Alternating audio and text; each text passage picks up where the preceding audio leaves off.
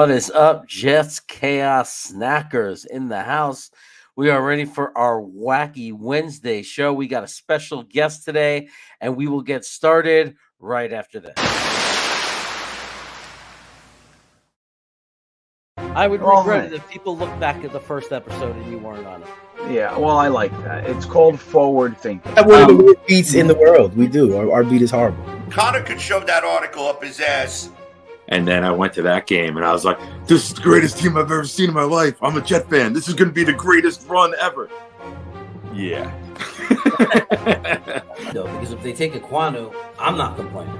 Joe Douglas is the king of keeping shit close to the vest. A 2, a 4, and a 6 for Darnold? Did the Jets really ruin Sam Darnold, or did Sam Darnold just suck all along, and we were just trying to talk ourselves into it? And Hamilton is a player who can potentially make a very big impact. And suddenly, here we are today. You can't get rid of him. Right. It's like a plague. Joe Douglas was hired because he's not those general managers. Hey, Luscious. Somebody is going to fall just like Elijah Moore did, just like Michael Carter did. You know, what would, if you had one sentence to say to Joe Douglas, what would you say? So you would say, you had me at hello, and then give him a big old wet one right on the smack.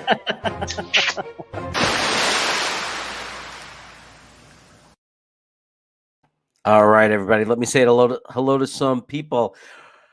Jets Mess. What's up? Payo Time was here before. Mess.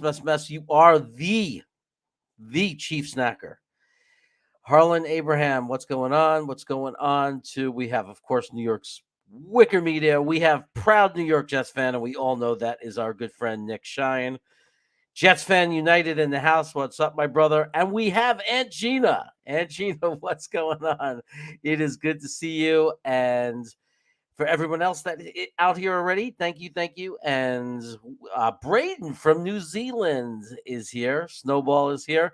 Good to see everybody. We're going to get started in a second, but let me do the intros. And first, let me start with my co-host.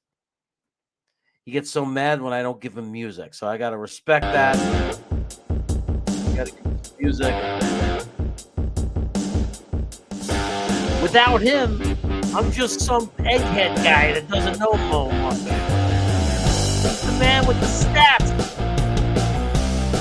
He's the guy that backs it all up with the data. He's not a hater. Watch 2K99. What's up, man? It is another wacky Wednesday night. Well.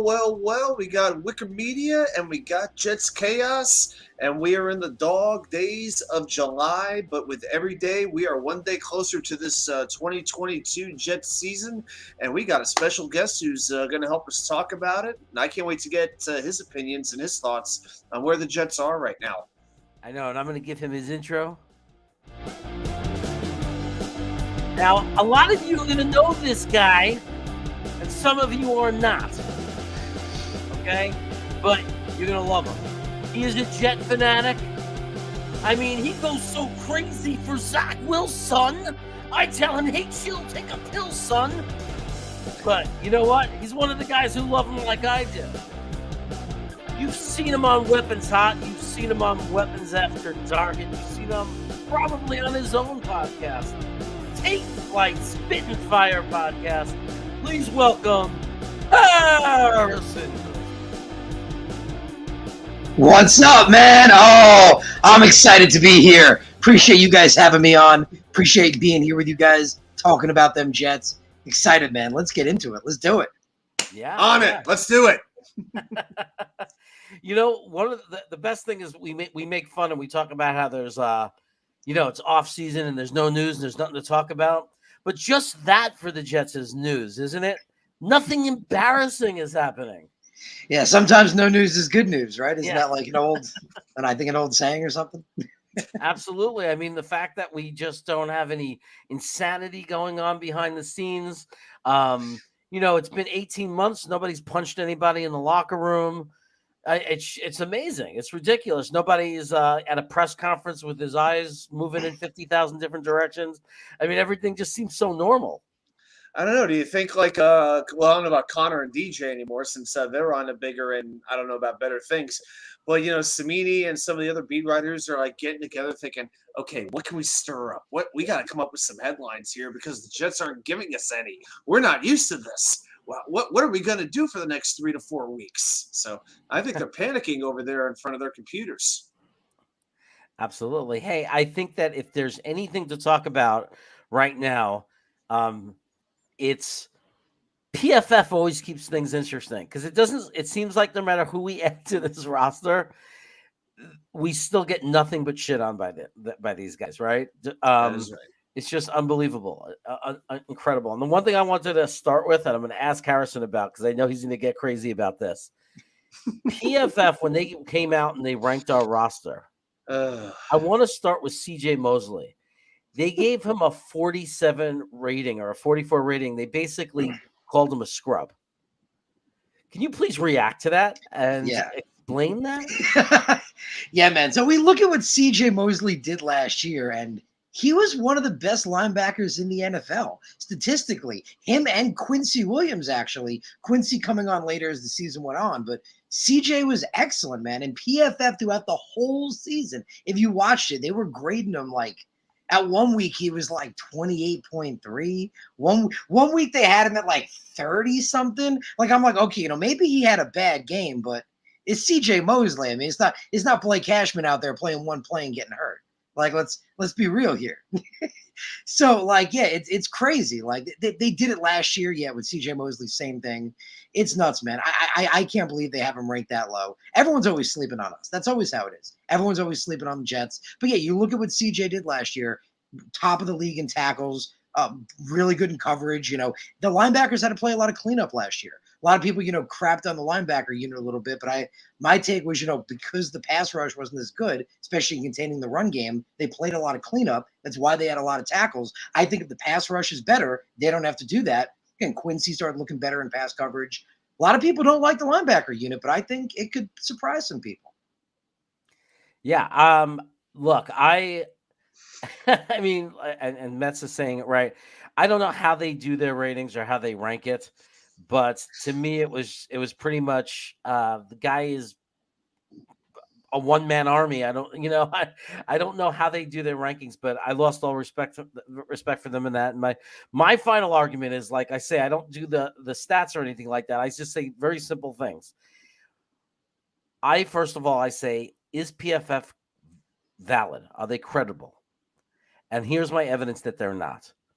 Shifting away from CJ, even if, I mean, not that that's not evidence enough, but they have GVR as a better offensive guard than AVT. Enough said. Yep. Illegitimate. Illegitimate. I mean, we've been through it over and over and over again. And now looking at the quarterbacks, the starting quarterbacks, remember when we went through the roster, there were only 2 starting quarterbacks with a lower rating than Zach Wilson. It was Davis Mills, and this one's not the case anymore. Some guy named Sam Darnold. So now Zach Wilson is now the second lowest rated starting quarterback in the NFL according to PFF. So yeah, and shoot, the one who's ranked lower than him, some feel, was maybe the best rookie quarterback last year, going by some stats. So who knows how seriously you could really take this stuff. Yeah. Right. I don't know if you guys remember last year, I actually had an episode where I just went off on PFF. The biggest thing was I forgot exactly why, but they did like a rating of like the Jets' worst draft picks over the last 2 decades. And I don't know if you guys remember, they picked Mark Sanchez. Like, I was like, wait a minute, hold on. Like, out of that whole list of guys, Vernon Gould, like the list just goes on forever. You picked Mark Sanchez? Like, even Sam Darnold at the time would have been a better pick than that. Like, that was crazy. That made me nuts. And I did like a whole episode just ranting. I think the only argument you can make for that is that they did trade up to get Sanchez, but it was mostly players as opposed to draft picks.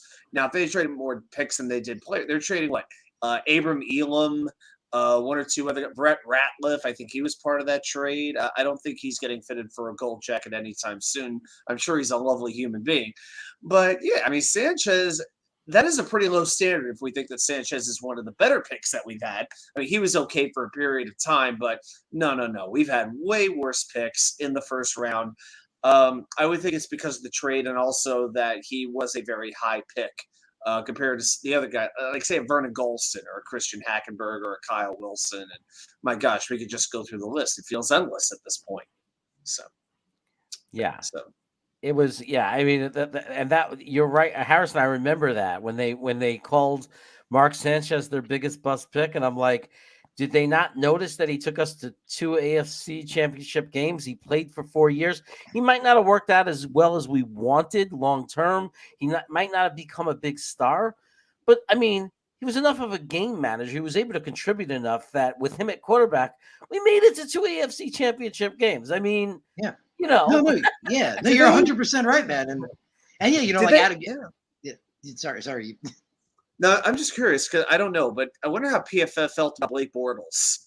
Not exactly the quarterback, but he got the Jaguars to an AFC Championship game, but he certainly wasn't the main cog. So I wonder if they would have disrespected Bortles like they did Sanchez. Just a thought. yeah, it's curious. I mean, look, it seems to be a Jets type of thing, right? They just love to just get reactions from us. But you know, it's so funny because as Jet fans, we could have given them such a long list of players that they can call the biggest bust in our Yeah, history. I mean, it's just crazy. Yeah, like, but specifically, like, you know, Mark Sanchez, like you said, Jeremy, he led us to 2 AFC championships. He wasn't that guy that was going to, you know, be the guy to put everything on his back, but he showed in those years, if you put a good team around him, he can take you the distance. I mean, they almost made it to the Super Bowl twice. And then we saw the year after everyone's hurt, he doesn't do as well, then it just erodes from there. But when the talent was around him, he proved he could be the guy.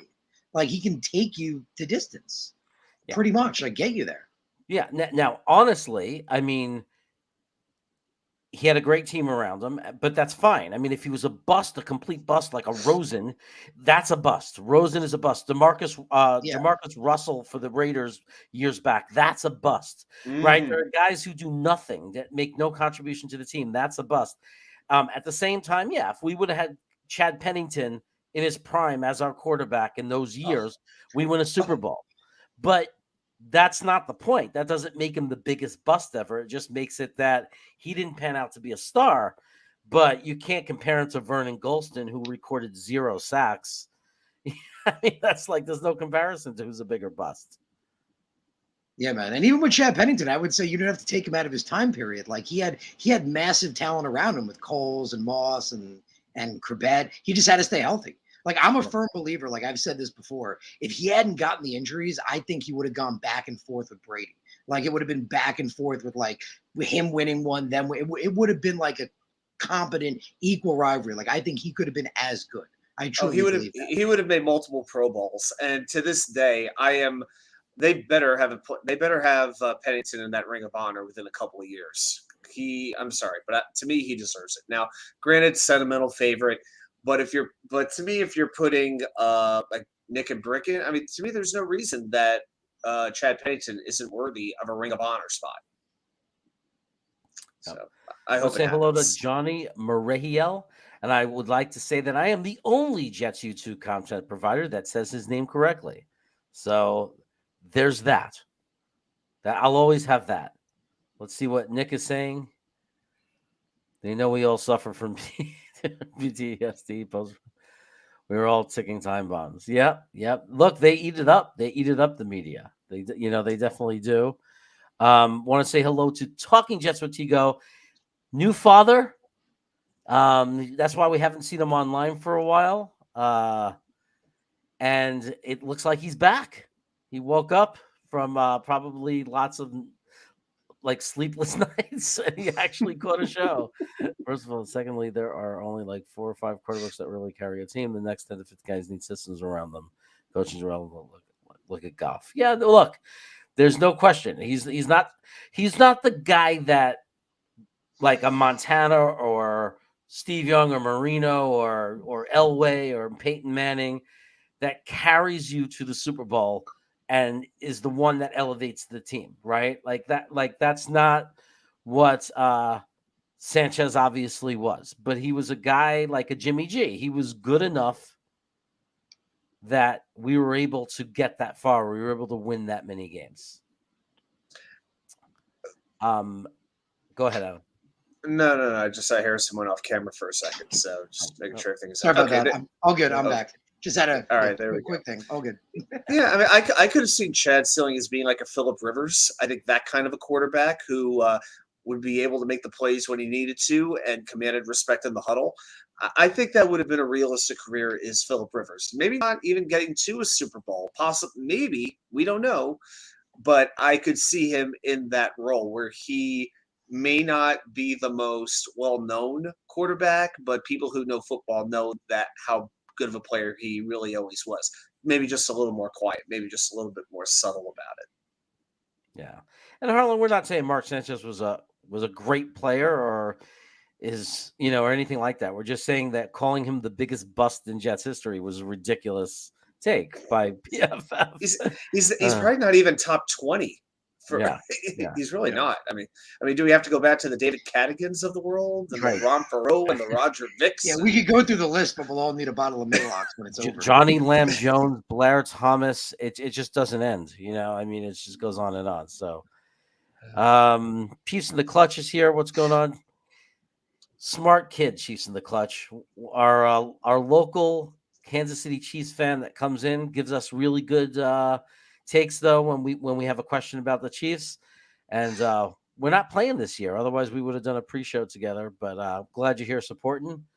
He's not even top 50 for busts. I don't know about not top 50. Well, I mean, it's arguable. Now I'm gonna have to write a list down of the 50 worst picks in Jets history and figure out how to quantify that. Right now, see, this is the type of stuff that just gets me going. It's like now I got to prove if he's right or wrong. Right. So, yeah. By the way, welcome Jets World. I don't think I've ever seen you in our chat before. So welcome to the club. Hey, Jets World. Welcome to the snackers. That's right. Everybody that's part of this channel is known as a snacker. By the way, Harrison, in case you didn't know, I'm a little famous for eating while I'm on air, while I stream, and there's an excuse for it, and it's that I am in California. So when I'm doing these late night shows, it's dinner time, and if I haven't eaten dinner yet, like I have no choice. So my wife just brings food up and dumps it here, and you get the drift.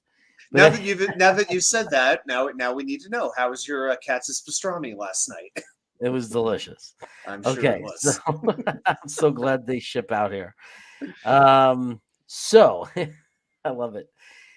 So let's start with so we talked about CJ Mosley. Let's talk about the offensive line. So AVT, we all love him. We all talk about it like a strength.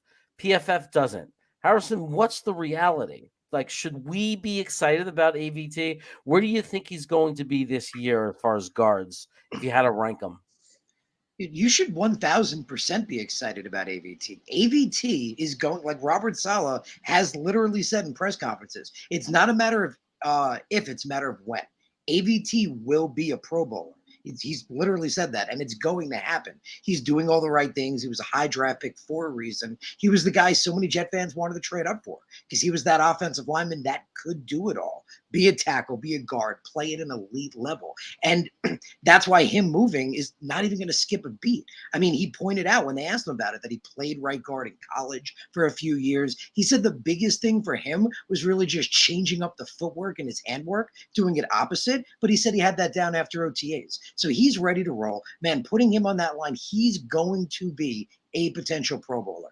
I don't have the exact numbers in front of me, but there were plenty of weeks last season where he was one of the top rated guards. He was one of the best run block rated guards for a long time last season, just as a rookie. Man, I can't wait, especially with him now with Lakin, who is a Pro Bowler. Lakin is a Pro Bowler who AVT has said he's going to learn from, he's working with, he's using him like a mentor. He's getting everything he can from him and learning as much as he can from him. So, man, Lakin already is a Pro Bowler. AVT is going to be a Pro Bowler. It's a great combination. I think one of the best guard combinations in the entire NFL. So, yeah, PFF completely off basis with AVT. That's funny. Jess World agrees with you completely. As you were saying it, he was typing it. So. Same page. So we're good with our guards. I think everybody knows what kind of year Fant had last year, right? I mean, we were totally solid. He was able to move over to the left side. We could talk about left or right, or to me, that doesn't even matter. Right now, I'm just talking about quality of play. Um, People will say it's only 1 year. What do you mean only 1 year? I mean, the guy played practically a full season. It's not like he came in and played 2 games. So I think he's pretty reliable. There's a reason Joe Douglas gave him the contract he gave him. They saw this potential in him, and he's just living up to the potential that Joe Douglas saw in him. How do you feel about Becton right now? There's a lot of negativity going his way. A lot of people are saying this and that. How do you feel about Becton? Well, I would love to, double back to Fant for a sec, because man, Okay. George Fant was unbelievable last year. I feel like it's not given enough credit how amazing George Fant was last year. Like his first year playing left tackle ever, he was one of the best pass blocking tackles in the entire league. In fact, the only two that were better than him were Tristan Wirfs and Andrew Whitworth. And if there's only two guys that are better than you, you're doing something right. Like his run game could stand to get better, but his pass blocking was elite last year. And as we've seen in the offseason, he looks sharper. He looks like he's in even better shape than he was last year. Man, I can't wait. But when it comes to Becton, he's an interesting situation. And actually, I had a whole episode talking about that because it really is interesting because I'm a big fan of him. I've always been a huge fan of Becton. I talk about it in the episode. I loved when we drafted him. He was the guy I wanted. Injury never been a problem in the past. He'd always been very athletic. Weight, even though he was a big guy, he was very athletic, very fast, very quick for his size. But as we saw, he had this injury, and a lot of people, were freaking out because it's great with Becton. There's a lot to it because, people think he's injury prone, but in his rookie season, he had the shoulder injury, but he just kept re-aggravating it because he kept going back out. Last year, the surgery was successful, but everyone was freaking out because he wasn't back ready to play. It's because he's a bigger guy. It's a lower body injury. It took a long time to come back. I never had an issue with it. I felt like he'd be fine coming back, but like a lot of people pointed out, he's come back heavy, right? That's the thing. He's come back a lot heavier. So I'm very conflicted because, there's a lot to it. But, long story short, love the potential of the kid. Love what he can do. Love, I think when he plays, he proved it in his rookie year. He's awesome. He was on track to be a potential Pro Bowler in his rookie year. He was excellent. But again, he's had trouble staying on the field. But I think, again, with that injury, it just took a little time to heal. He's good now. But now the weight's an issue. He's been working his butt off. He's been working really hard with his coach, Duke Merriweather, I believe is the right name. Yeah. He's been working his butt off with him, in the off season. I was surprised he came in as heavy as he did based on the reports and what I've seen, but he seems to be working hard. So I hope it can, I hope he can prove, that he can be the guy, that he could stay in shape and stay healthy, because when he's on the field, he's amazing. But so I think right now it's a weird situation with him. I think it's a conflicting feelings. It's kind of like the best way to maybe put it. One of the most interesting things to me with this offensive line is the transitioning of AVT from left guard to right guard.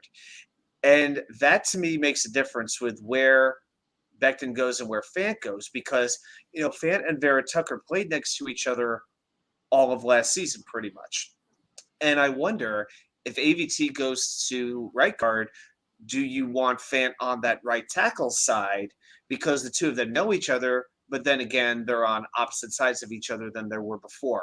I just wonder that left side versus right side, how that affects chemistry on the offensive line. Any thoughts on that, guys? I put my faith in this coaching staff. I trust them. For right now, I trust them. It's, I'm giving them a certain amount of time, and I'm not one of the guys that's going to, these people that are going to question everything they do. I'm going to give them their time. Last year was put the system in place, implement the system, start putting in the pieces and all that. This year, I expect obviously improvement, but I trust that they're going to figure this out in camp. I really do. Either way works for me as long as they're both healthy and they're both playing well. I think for the future, though, it would make me feel better if Becton won the left tackle spot, only from the perspective of it would means after the year Fant had, for Becton to win the left tackle spot, it would mean he's looking like he did his rookie year and better, like he's really coming along, and he's going to be the guy that we always had foreseen him to be when he was having that great rookie year.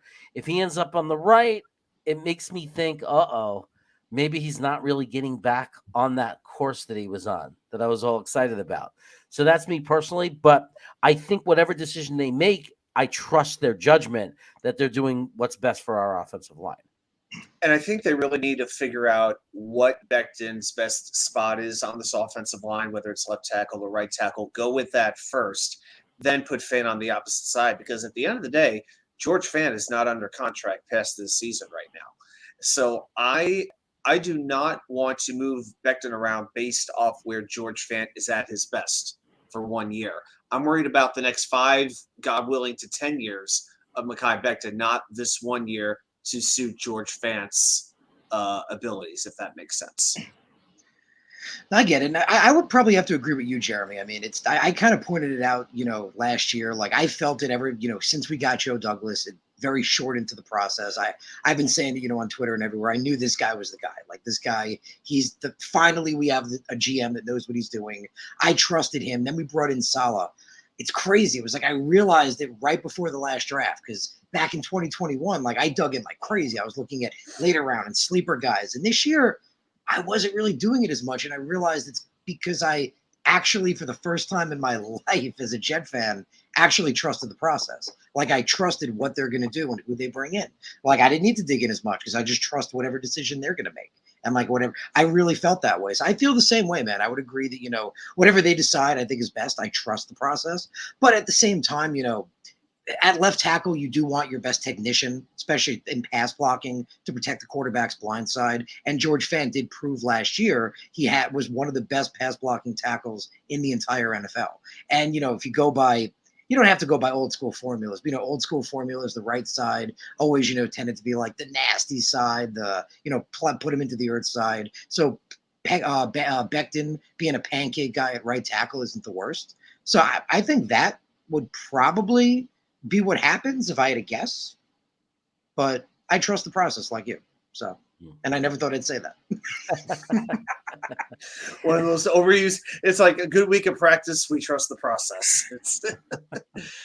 Finally, we come to McGovern at center, and I know he takes a lot of criticism. So here's my take on McGovern, and I want to see if you agree with me, Harrison. He comes here year one. It's a different system, different coaching, whatever, new team. He struggles for like the first 6 games, puts a bad taste in people's mouth, whatever it was, 6, 7 games. And then he finished 2020 actually doing very well, right? Now he's on track. He's doing what we thought he was going to do. He's a different center the second half of the year. 21 comes, new system again, new coaches, everyone's struggling with the system. He included, he's not surrounded by the best guards because he's got GVR on one side. And to be fair, even if he's talented, AVT is a rookie. And it's a new system and they're all confused. By week 8 and on, McGovern pulls back into the top 15 for centers. Some people say, I think 12th ranked center. So for the second time, once he got used to the system, he was fine, and he was actually in the top dozen in the league.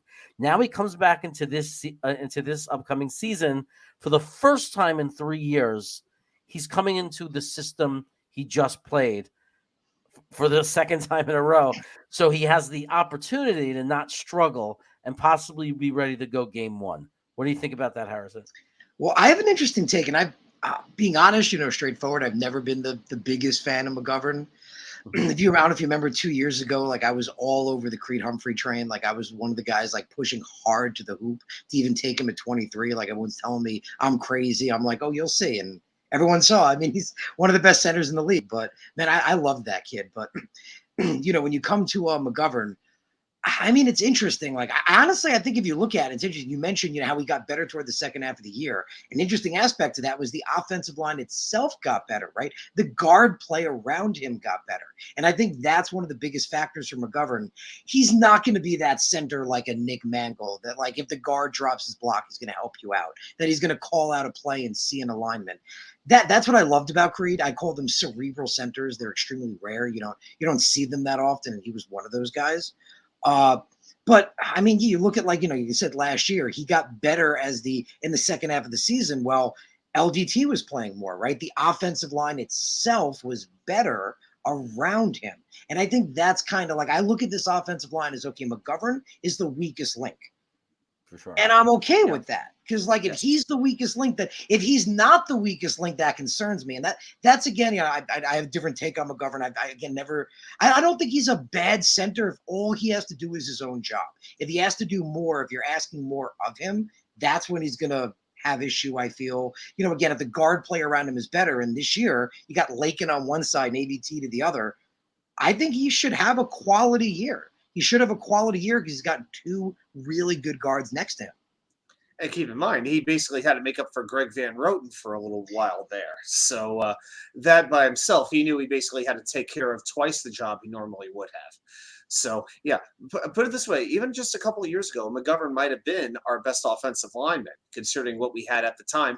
Now, if he's our weakest, all the credit to Joe Douglas for turning the offensive line around the way that he has. Of course, that is predicated on having a healthy Mekhi Becton.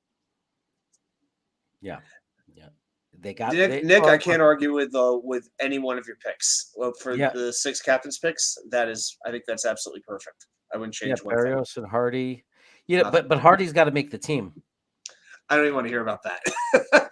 I know it would save $2 million. I know Robbie had that. I like them. Bro, special teams gunners are underrated. A guy that can get down there and blast a dude in the face the second he touches the ball. I know, that's an underrated position. I don't need to see more Braden Mann tackles. I don't need to see it again. Just no more stupid penalties is all I'm saying. That's the only thing I'm saying. Because understand, I agree that it's important, but also we have to respect we're giving how valuable roster spots are becoming for this team and how difficult it's going to be when we have to cut certain players, young players. We're going to have to, this is a good problem to have, but it's also a painful one. He's got to come in, forget about the money. I don't care about the money. If he wants that roster spot, he needs to just just no penalties. I love him as a player. I love what he brings to special teams. I love him as a gunner. He just can't do silly mental mistake type penalties. We need to get rid of that stuff, right? I want to finally be the team that doesn't make those stupid mistakes. I think last year we were around 15 to 20th in the league in penalties. We really didn't take as many penalties. It seemed like when we did take a penalty, it would be devastating. It would be the false start on Mims. It would be encroachment on Nathan Shepard. It seems like when we do get a penalty, it's not like or we get a delay of game coming out of a timeout. How can we forget about that little incident that we had to deal with last year? So yeah, I thought the team all in all was mostly disciplined compared to where they had been, because I think under Todd Bowles and Adam Gase, they really had issues with penalties. So I think that's one thing that was better last year. Yeah. I mean, we've always seemed to be a team we can go back into our history about how much we've hurt ourselves with penalties. There's been brutal times. I just want him to, he's a captain. He's one of the best gunners in the NFL. That's why we went out and got him. We obviously value that. We want to have good special teams. He needs to bounce back. He didn't have his best year because of that. Those penalties hurt him. That's all I'm saying. I believe that he can, obviously make up for them. If not, it'll be his last year on the team. I promise you that. He's definitely got to do that. And I believe he will. Just like I believe Corey Davis, we'll talk about him, is going to come back and have a better year. Mm-hmm. I think there's and I know that's something I think that we're all in agreement on. I think a lot of people don't understand that Corey Davis is a very good wide receiver. And that things were a little crazy for us those first 6 games of the year. And I know he had some drops, but it's the same kind of thing. Corey Davis has to stop drop. He can't have those drops anymore. And Justin Hardy can't have those penalties anymore. We have to now settle down and we have to start becoming a great team. And to be a great team, we have to get rid of those kind of things. And that brings up, as I go to the wide receiver room, that was my shift to wide receivers. I wanted to talk about Corey Davis first, because I think Corey Davis is probably the most underrated wide receiver we have on the team by our fans, because of some early struggles last year that I don't think we're normal of him. They weren't characteristic of who he is as a wide receiver. So what do you guys think about that? Let's start with Harrison. Yeah, definitely, man. Just quick, based on the Harden thing you brought up, another aspect of that too is the CB room is deep, right? It's a very deep room.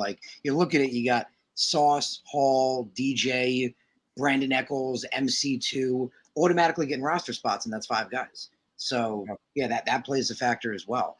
But man, you look at Corey Davis. I think the biggest problem with him was so many when he came in, we all were like, this is going to be the wide receiver one. Like this is the wide receiver one we've been waiting for. And then he wasn't. And everyone just kind of turned on him. Like, oh man, he's not what we hoped he was.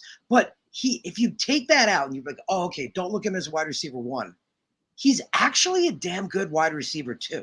Like he's a really, really good wide receiver too to have. If you look at what he did last year, he was putting up almost 100 yards a lot of games.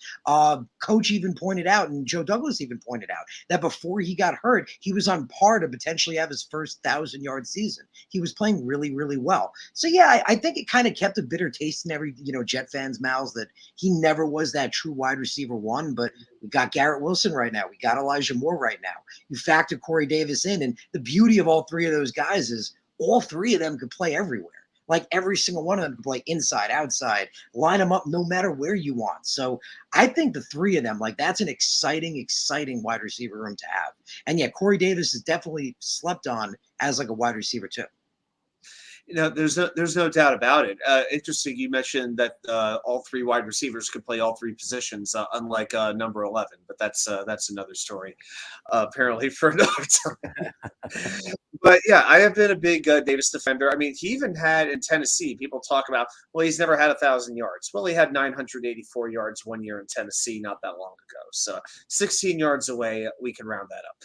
But, to me, he is a little bit like Eric Decker to me, where when Decker came in his first year, he was okay, but he was a little bit disappointing compared to some Jets fans' expectations. What happened the next year? They traded for Brandon Marshall. All of a sudden, people started to appreciate Eric Decker. Corey Davis to me is a little bit like Eric Decker, or I know this is blasphemous to some people, but I'm going to say it anyway because that's just the way I'm going to do it, Wayne Corbett. In that they are that much better when they have another wide receiver on the other side of them. Because Wayne Corbett would not have been your number one wide receiver. He needed a Lavernius Coles or a Keyshawn Johnson to really make that kind of a difference in the offense. I think Corey Davis is that kind of a player. And another thing, I want to see him in the slot a lot more this year. Because with his physicality and his ability to get the yards after the catch, I want him toasting those slot cornerbacks using his physicality. Because when he struggled last year, his worst games were against New England and Denver. And those teams play man coverage with their quarterbacks, and Davis didn't handle it very well. So I hope Michael LaFleur has figured out how to handle him, how to use him in different spots. And I think with the emergence of Elijah Moore, who they didn't have early last season, now with the full season of Garrett Wilson, plus let us not forget, we have a completely revamped tight end room. That is going to change life for these wide receivers also. So what do I look when I look at this offense? I'm going to go a little bit big picture. This is where I want to make sure Zach Wilson is not stuck on one receiver. I want him to be able to read the defense because with all these targets that are going to be on the field, 3, 4, 5 at a time, he's got to read this defense and figure out where is the best place to throw this football. And the sooner he can figure that out, the happier we are all going to be as Jets fans. Hey, what I like is that we have three receivers, and it doesn't have to be one of these teams where you have one guy that you can trust or one guy that's so far above the others. Like you said, that you have this bad habit of a quarterback only looking for them. And then if they stop and they try to find other receivers, they become a diva and start screaming, throw me the ball, get me the ball more. We don't have that problem right now.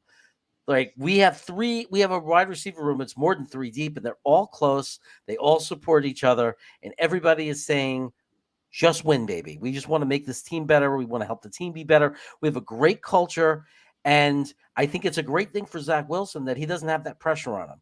I think he felt comfortable last year because Corey Davis was his veteran guy. There were a bunch of kids out there, and he was just throwing to his big brother. But I think what's going on now, though, is you're going to have such dangerous players shifting around. The defense is not going to know who's playing where. Every time they come out of the huddle, it might look different. You don't know who's going to be lined up where for sure. You have 3 extremely talented wide receivers. You have Berrios. Don't forget who's going to be coming in and out. We'll talk about the tight ends and all that. But I think it's a good thing for Zach to not have a clear, defined number one and just run the play, run the progressions, read the defense. Okay, I could already eliminate my first choice because of the way they're lined up. I'm going to start with the second. I'm going to go right to the third. And he's not worried about trying to get the ball to a specific person. He's running the play. And this system is built for that. It's built for and as a system, not nobody is bigger than the system that you're trying to force the ball to. What do you think, Harry? If I actually love that you just made that point, because Brees Hall said this, and as you know, on Twitter, I like to cover, all the news and press release and conferences with the players. I remember when they interviewed Brees Hall, this one just stuck with me. They asked him about his impression of Robert Saleh, and he said, "Man, when I got in the room, the first thing I felt with him was like, I love his personality, love the way he engages and everything, but you could just 100% tell." That it was all about buying into what he was selling, that you need to buy into the mantra. You need to buy into the belief in each other, into the belief in the team. If you don't, basically get the hell out. And he said he loved that because he said he felt it was the same way at Iowa State where he played. That like you come into this building, there's a way things are done. There's a way things are set. There's a process. And if you don't like it, there's the door. I love that. And I think you're 100% right, man. We saw that with Joe Douglas. It was that culture change. And Robert Saleh just completed it. Yep. To answer Harlan, well, there's lots of times we're going to be running an 11 personnel or 10 personnel that we're going to have 3 or 4 receivers on the field. When and I agree, we're going to run a lot of 12 and a lot of some 21, and we're only going to have 2 receivers out there, but that's okay. Because we know how much they value not burning players out, keep everybody fresh. And when you're as deep as we are, we could do that, right? So maybe we run the 11 personnel or the 12 personnel, and we have Corey Davis and Elijah Moore. And then a couple of plays later, or the next snap, the next time we do it, maybe we have Berrios out there with Corey Davis. Maybe we bring out the next play 3 receivers. The point is that we can rotate them around based on the plays, based on situation. So just because they're not always on the field at the same time doesn't mean that it's not a benefit to have them. So I think there'll be a lot of plays, third and 8, 3rd and 9, all these different types of situations where we're still going to have about a good 40% of our plays at least where we're running with 3 wide receivers, because you have to understand there are parts of the game like near the end of the second half when you have to do you have a 3-minute drive, you have more receivers out there near the end of a game. It just depends on the situation and what we're doing that day. But whether it's 2 at a time, 3 at a time, sometimes 4 at a time, it doesn't mean that all the wide receivers are not going to get their reps. They'll all get their reps. And we're going to talk about the tight ends. So when we are running that 12 personnel, we're going to be in good shape because we're not going to just have 2 receivers on the field. We're also going to have a guy named Conklin on the field, a guy named CJ on the field. I mean, we're going to have really good receiving tight ends that are very competent. And Conklin has slept on. 100% slept on. Yeah. This is, what this offense is, and again, this is on paper. A lot of these kids, they got to prove it. But I see for the first time in a lot of years a versatile, functional offense. I see an offense that can throw the ball when it needs to. I see an offense that can run the ball when it needs to. And I feel like a lot of times in Jets history, we've had offenses that either ran the ball really well.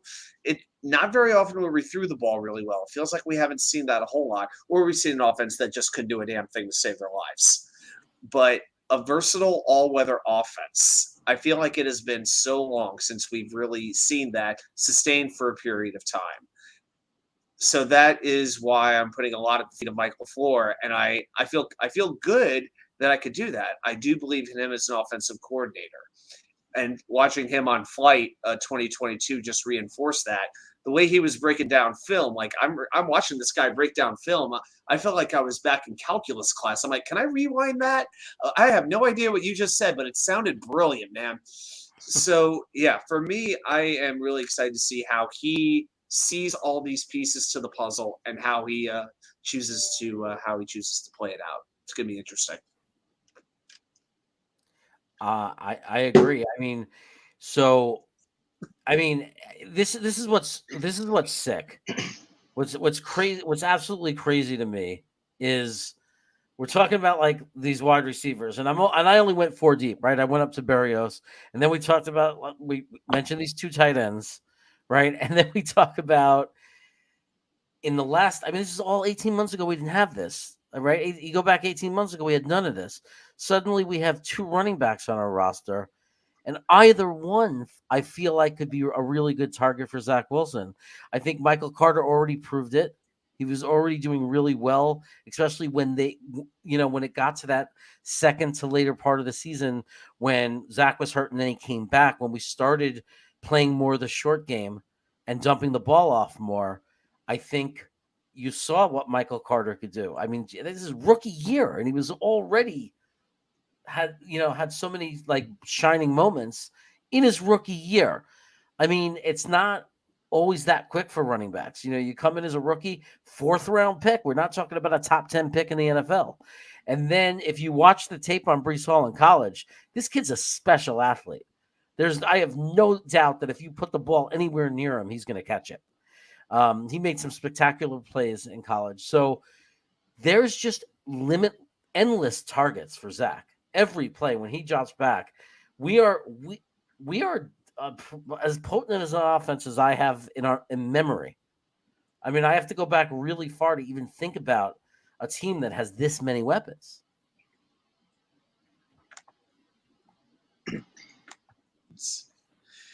Oh, Johnny, how about we keep only 2 running backs? Yeah, that's a hard pass from me. Yeah, you can't do that. No, no, can't do that. The position is just so prone to injury. You cannot be down to 1 running back, even in the middle of the game. It's just way too risky now. We need the third running back. And also, our offense is a committee. That's how our running backs have always been. It's actually funny. I literally did my episode just yesterday on Michael Carter and Brees Hall, and same thing, man. They're going to be like we just mentioned before, one of the best running back duos in the NFL. Like their potential is just through the freaking roof. I think there's some potential that Brees Hall might skip that rookie year learning curve. Like, I think there's some potential that Brees Hall might just come in and be a star. He's that good. What do you think? Without a doubt, man. I mean, Brees Hall had over 1,500 rushing yards in the last 2 years and over 20 touchdowns. Like, in the last 2 years, he has 3,000 rushing yards and 42 touchdowns. Like, the guy's he could have been a first-round pick when you don't really see running backs go in the first round anymore. And I love it. Joe Douglas is forget 3 guys. Like, he was ready to trade up again. Like, Joe wanted to walk. If he would have traded up and got Brees, I think that would have killed me. Like, getting Jermaine, that had me starting the front line because I thought we'd have to get Jermaine high. I never thought we'd get Sauce and Wilson and Jermaine. I'm dying, man. If we would have got Brees, that would have been it. We would have had to call EMTs, resuscitate me. But man, yeah, Brees Hall should have been a first-round pick. Like, that guy, the best running back in this last draft. Like you said, Jeremy, unbelievable catch radius. I put film out there of him making these unbelievable one-handed catches like they're nothing. But in the running game, man, he's special. And Michael Carter's special too. So I think the two of them together really can be an outstanding duo. And you probably have Tevin Coleman back there as the third guy, maybe a 4th guy. And I'll be honest, maybe Zonovan Knight. That would be interesting. I'd like to see him maybe make the team. Well, if he made the team, it would be because of special teams, I think. I agree. I just feel like there's only so many roster spots. As much as I like Bam Knight, I think he's a player they're going to try to sneak through. And unless there's, God forbid, an injury or Coleman just doesn't look Knight's going to have to pretty much blow the competition away, I feel, to get that third running back spot. But you talked about Conklin being slept on. I feel like we're kind of forgetting about Michael Carter a little bit too much here. I mean, it's just like, hey, if I'm Michael Carter, I'm like, what happened to me? So, because I'll never forget when he said, what was referenced to in the 5th episode of Flight when he talked about being caught from behind twice. And he talked about having to get 1 yard faster. That's the work ethic I want on my players. That's the guy I want to invest in. That's the kind of guy I want to make a team captain one day. So while the potential of Brees Hall, it's certainly great. Unlike at Iowa State, the Jets offense does not have to run through Brees Hall. He could be a part of the offense. He could be a significant part of the offense. He doesn't have to be the whole offense. And that's exactly what we want, is for him to not be getting too many carries. That's the whole our whole scheme is built that way. It's the beautiful part of what we want to run. We will, and they like to have a three-headed monster. Like, so whoever that third back is, they're going to get some carries. But I like that. Let's preserve their bodies, right? Let's not. And when you have talented guys, you're not compromising much. Like when Brees Hall comes running off the field and Michael Carter comes in, I'm not going to be saying, why the hell's Carter in there? Where's Brees Hall? Because I love Michael Carter and I believe that he could pop a big run at any moment. So it's great because it's not just, you have a guy that can take the load and just hold it down. You have two guys who can excel and be special. Anytime they touch the ball, they're dangerous. And I'll say it again, if it's Tavon Coleman, whoever it is, those guys didn't look bad. Like Coleman, for example, did not look bad when he was healthy last year. That's He right. looked fine. Mhm. So to have him, like once we, especially if like, and I miss these days, but imagine a day where we're really up. We're up by a few touchdowns or 17 points, and we're going into the fourth quarter, and now we're going to be pounding the ball. Wouldn't it be nice to have guys you can trust, but not pound Brees Hall? Like say, okay, you've had enough today, and just have a veteran like Coleman or Perrine, whoever it's going to be, just finishing it out. And you have better blocking tight ends than you did last year. You have Nick Bawden. You have a full season Nick Bawden. Remember, he didn't come in until halfway through last season. And, for the time that he was on the field, I felt like he was a player you noticed. When he was on the field, he could help open a hole up, or he would make a big block on special teams. If you go back and watch the Braxton Berrios return touchdown, you will notice that Bawden made one of the most important blocks to open that lane up for number 10 to take it to the house. So, yeah, when you look, it's not just the offensive line and a running back. They also, the Jets like receivers who can block. Davis, Mims.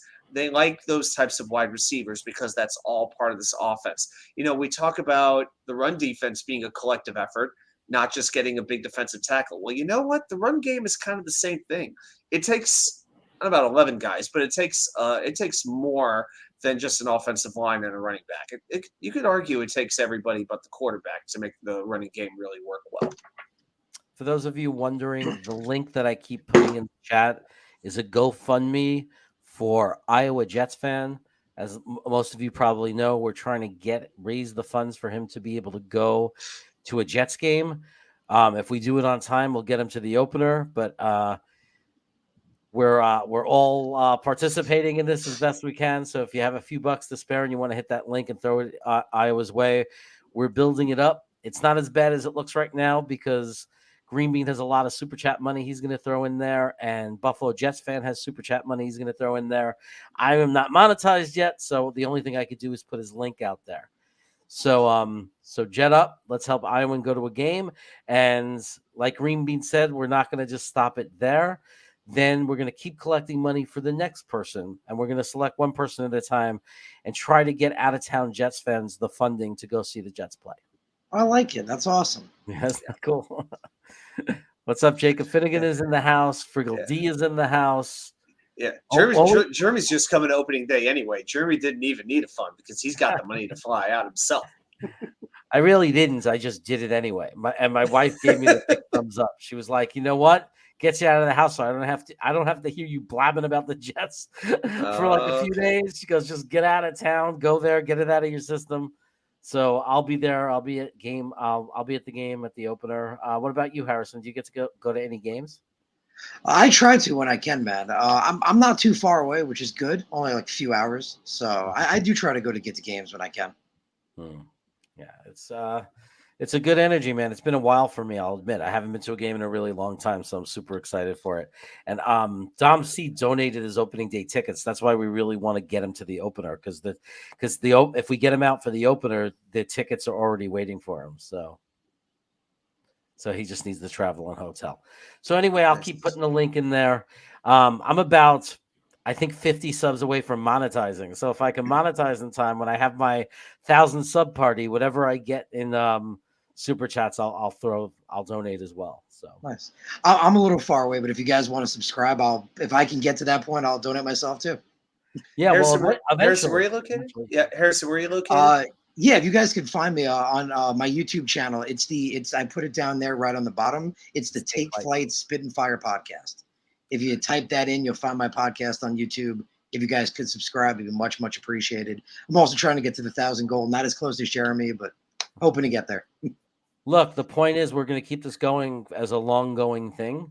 So one day, we'll get you monetized, and you'll get there one day, and you'll be able to make some contributions as well, or participate if you want. All the Jets content providers are trying to get as many on board with it. We think it's like going to be a great little scholarship type thing to kind of give back to the people who follow us, and support. I love that, man. I think that's awesome. Yeah, I would totally want to be in that. That's awesome. All right. I love that, man.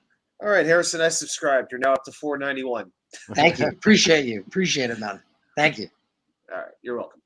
All right. So, and just so people know, I'll take a little break in the Jets talk and just let people know.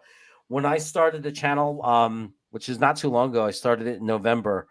I started off a year ago and a few months, about 16, 17, like before the draft or during the draft of 21.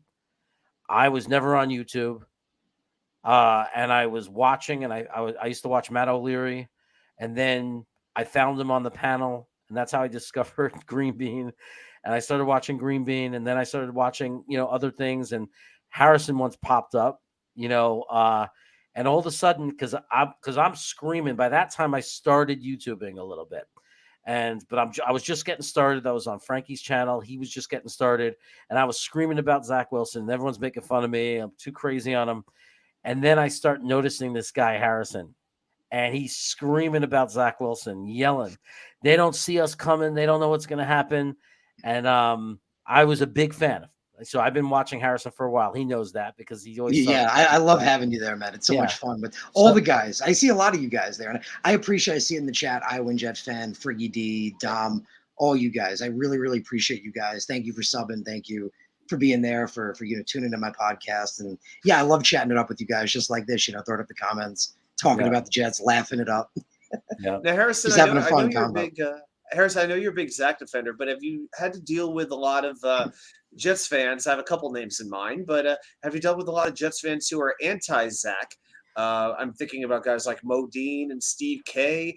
How do you deal with those particular Zach fans, anti-Zach fans? Yeah, so as Jeremy knows, I've been big on Zach for a long time. Like I was huge on Zach before everybody was big on Zach. Like I wear that like a badge of honor. I'll be on. That's a big calling thing for me because back, before everyone was high on him, back like before he was considered the second best prospect. Like I love this kid. I love what I saw in him. Just what I looked for in quarterbacks. He just checked all the boxes. I loved his pocket awareness, his mobility, his anticipation, his throw, just everything. Just absolutely loved it. And so many negative things I remember people were talking about. And like you said, it was just easy to revert it. Like one of the big ones was, the lack of competition he's playing. Well, people didn't realize that argument actually worked for Zach Wilson and against the other guys. Because guys like Trevor Lawrence, they're on these stacked Clemson teams with top wide receivers, with top this, with the best that he went to a program that was already great. Zach went to a program that wasn't at that level and elevated it to that point, put it on his back and brought it to the top of the FBS when he was there. They're not there all the time. Clemson's there without Trevor Lawrence. Ohio State's there without Justin Fields. BYU is not always there without Zach Wilson. He elevated that program. And again, just the things, the intangibles that I look for, because there's so many things that can be taught, but the things that can't be, I just saw in this kid and I loved him and he's the guy I wanted. So all the hate, I say, just bring it. You're going to see. You're going to see how this guy, I've been saying the same thing about Joe Douglas for a while, say the same thing about Zach Wilson. People are going to see. They're going to see that this kid is the real deal. He's dedicated to his craft. He's highly intelligent. He's always practicing. And it's like there's so much with him, but it's the things that you listen to, like in those pressers, like what Saleh talks about, what his teammates talk about. He's meticulous. He's always working over and over and over and over to get the little things right. He's the first one in. He works hard. This year, he has more command of the offense. He's being more vocal. I'm really excited, man. I think, he's going to show this year, especially with Joe Douglas putting the talent around him. I think he's going to show what he can be. And I think he can be as good as anybody. I said it back when he was drafted. Still believe that now. Again, he's shown it in this offseason with his dedication to his own body, getting bigger, getting stronger. Man, he can be as good as anybody. Zach Wilson is the guy that you can put things on his back, and he's going to show that. It's pretty amazing because the Virginia Jets fans club that I basically help run. One of our officers, Tommy, who's a great guy, longtime Jets fan. He's probably he's just turned 60 not that long ago, I believe. But he, for the last 2 years, has been so adamant about bringing in Baker Mayfield to the Jets. He has wanted it more than anything. So as soon as I saw that the trade happened today to Carolina, my first thought was him. And because he's been so focused on Baker, I'm like, Baker. What does Baker do so great that Zach Wilson can't? And I still cannot get a good answer for that. So I don't know what the fascination is that he and some people had with wishing that the Jets had drafted Baker. But it's like we have Baker. Baker's okay, but Zach has more potential than Baker ever will, in my opinion. Yeah, man. When I like Baker back in that draft, because remember back in 2018, Sam Darnold was the guy that everyone's like, oh, he's going one. Remember, for the longest time, they're like, he's going one, he's going one, he's not going to be the guy. Appreciate it, Jacob. Thank you. I try. That's funny, man. But everyone kept saying. Everyone kept saying, Sam wasn't going to be there. So I was all aboard the Baker train, man. I loved, the potential. I loved, what he could bring. I think he's a great leader. And I brought it up to a couple of my buddies of mine, especially on my New York Sports podcast. Obviously, today it changed. It's crazy. The Carolina Panthers traded for him, which, just to think about the fact that Darnold and him are on the same team now is just crazy. Hey, Josh Rosen's a free agent. They could bring all of them in. Why not? Why not? I mean, I guess it's just the collection of the 2018 top of the quarterback class. Matt Corral, who cares? They don't need him.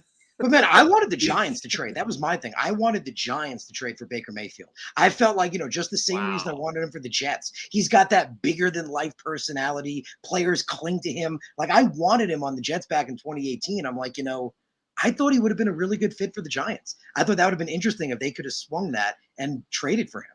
I was kind of hoping for it, honestly. There was an article today on ESPN. It came out. It was basically inside the split of the Browns and Baker and just how things fell apart ever since they won that one playoff game. And it really started in week 2 against Houston when he tore the labrum in his left shoulder, his non-throwing shoulder. He continued to play. He wasn't the same.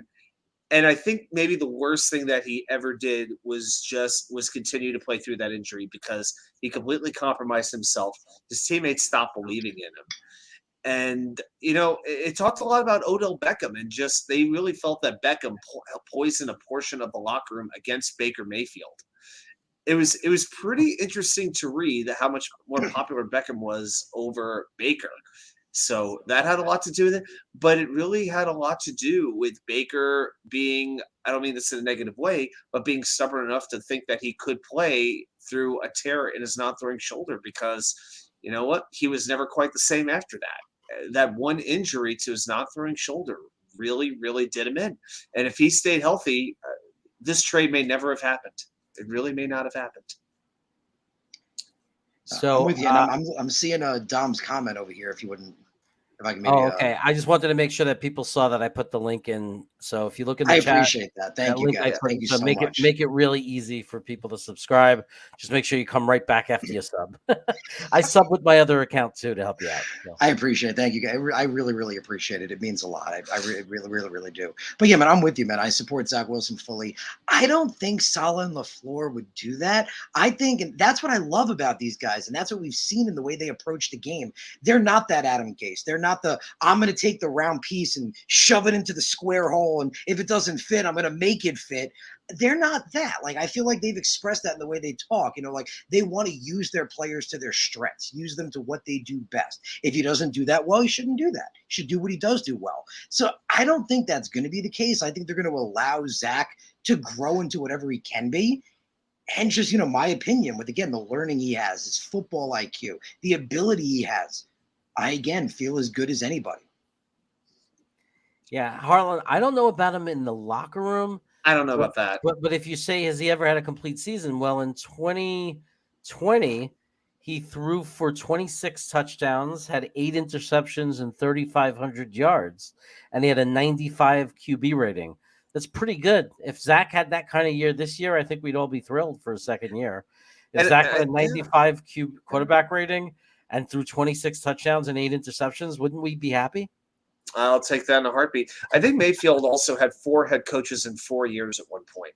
Oh yeah, Yeah, I was going to add to that, Adam. You're right. I feel like Baker suffered from the same dysfunction that Jets quarterbacks have suffered from in the past. Like that, you're 100% right, man. Like Baker Mayfield, totally different systems, new head coaches, not a lot of talent around him on a dysfunctional team. And you mentioned, Jeremy, he took them to the playoffs in 2020. Looked very good. And last year he was hurt. He was playing through injury, like you mentioned as well. Yeah. I still think he's a young guy. I'm obviously he's not there yet. But he's a guy, unlike Sam Darnold, that I would say, yeah, that ship has pretty much sailed. I think Baker Mayfield's ship has not sailed. I think that, with a talented team, I'd be interested to see what he can do. Yeah, Baker played all of 2019 and all of 2020. So, yeah, we can't do the injury thing with him. It doesn't work so well.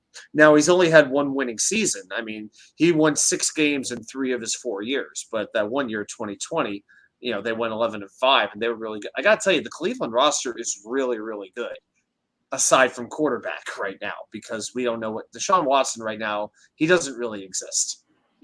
When they can play him again, we don't know when that's going to be.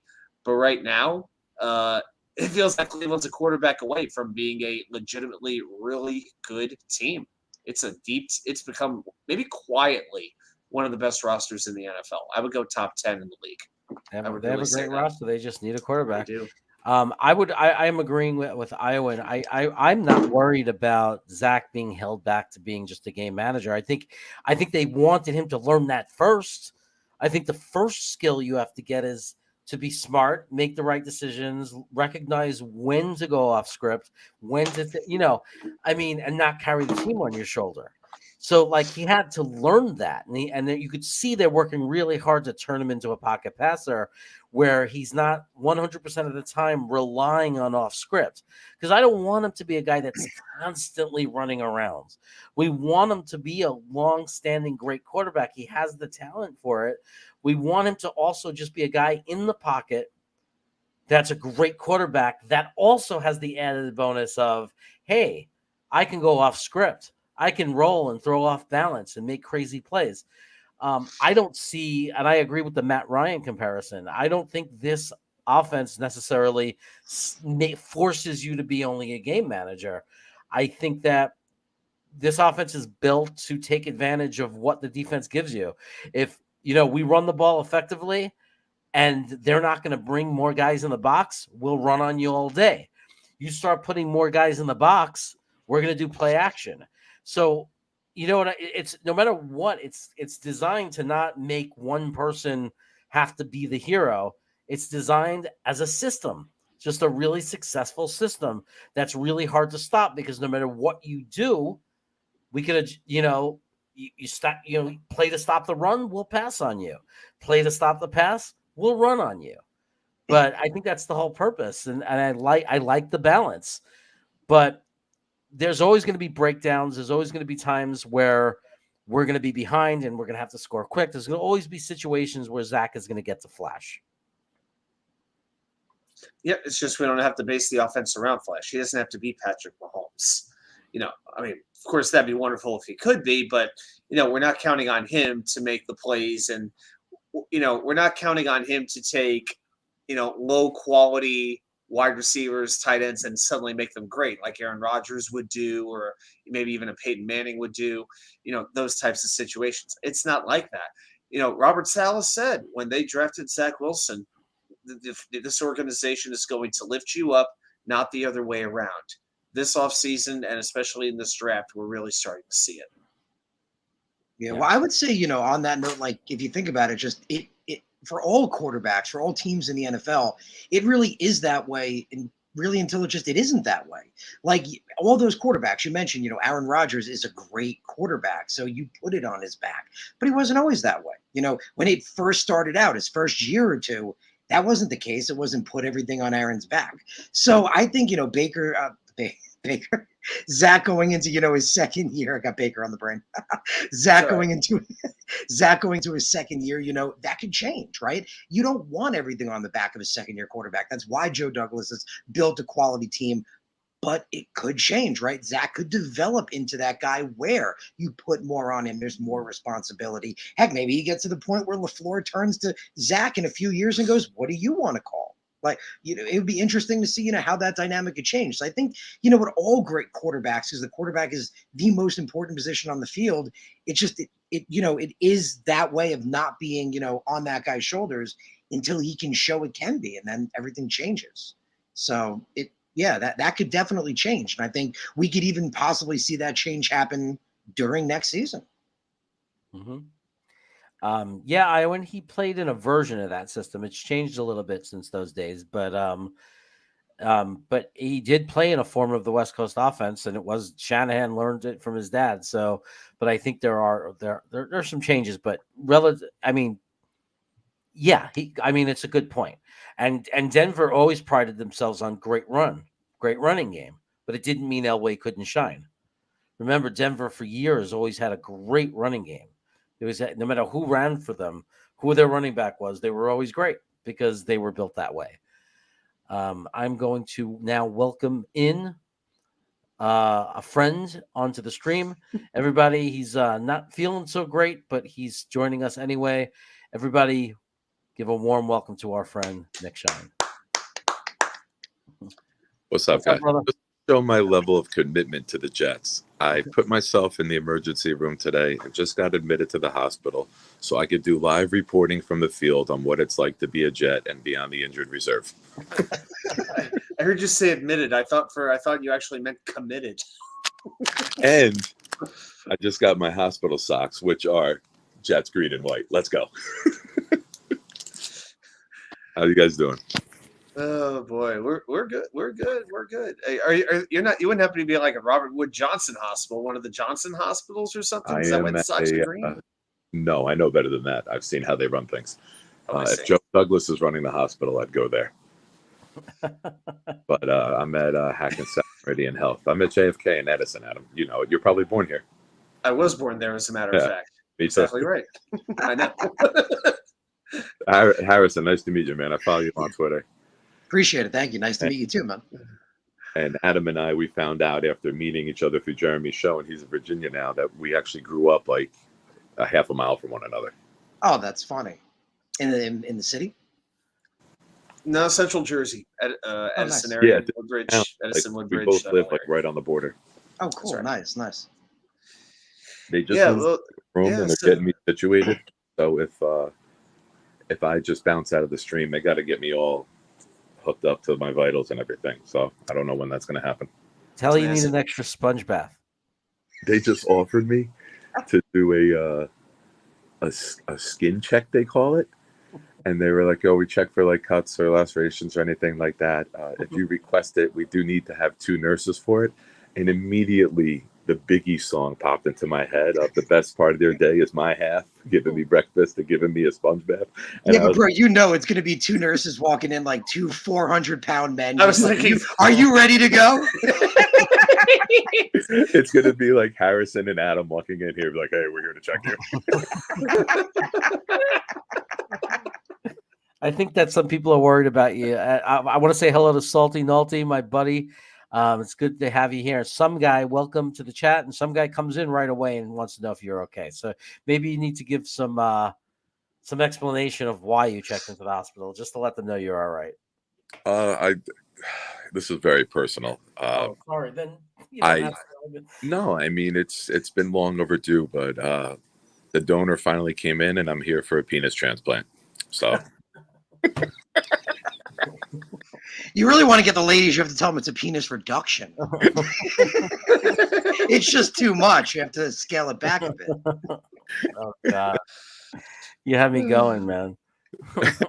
Yeah, I'll send pics of my recovery to you. Just make sure they give you a good dose of penicillin. You'll be fine. All right. I'm diabetic with high blood pressure, and it's getting worse. And the medication that I'm on isn't helping me. And yeah, so they basically admitted me, and they want to monitor me and change the medication, but they don't want to let me go because my blood pressure got up to like almost 190, and my blood sugar was almost at 600. So Which is ridiculous. yeah. So Well, here. so they just have to mix the meds, find the right new balance of meds to help get you better. Yeah. Get your blood sugar down. Enough about me and my woes. Let's talk some Jets football, gentlemen. Okay. Appreciate the love from everyone in the chat, guys. Thank you. By the way, shout out to Knob Craft with the Harley Race reference that the nurse is going to look like Harley Race. I love that. That is a fantastic reference. It's kind of like the cafeteria lunch lady looks like Harley Race with the hairnet and everything. But so everybody's wishing you the best luck. Okay, so here we spent an hour or a little over an hour talking about the offense. We didn't even touch the defense except for CJ Mosley. Defensive line. Do you think we're lacking anything? I feel like how many guys can you have? I feel like we have so much talent. I know a lot of people are crying we can't stop the run. We'll start with Harrison. Now we have Nick's perspective. Can you guys help me out here? I think we have a lot of great players. I think there's a lot of ways to stop the run. Do you think that there's a problem on the defensive line?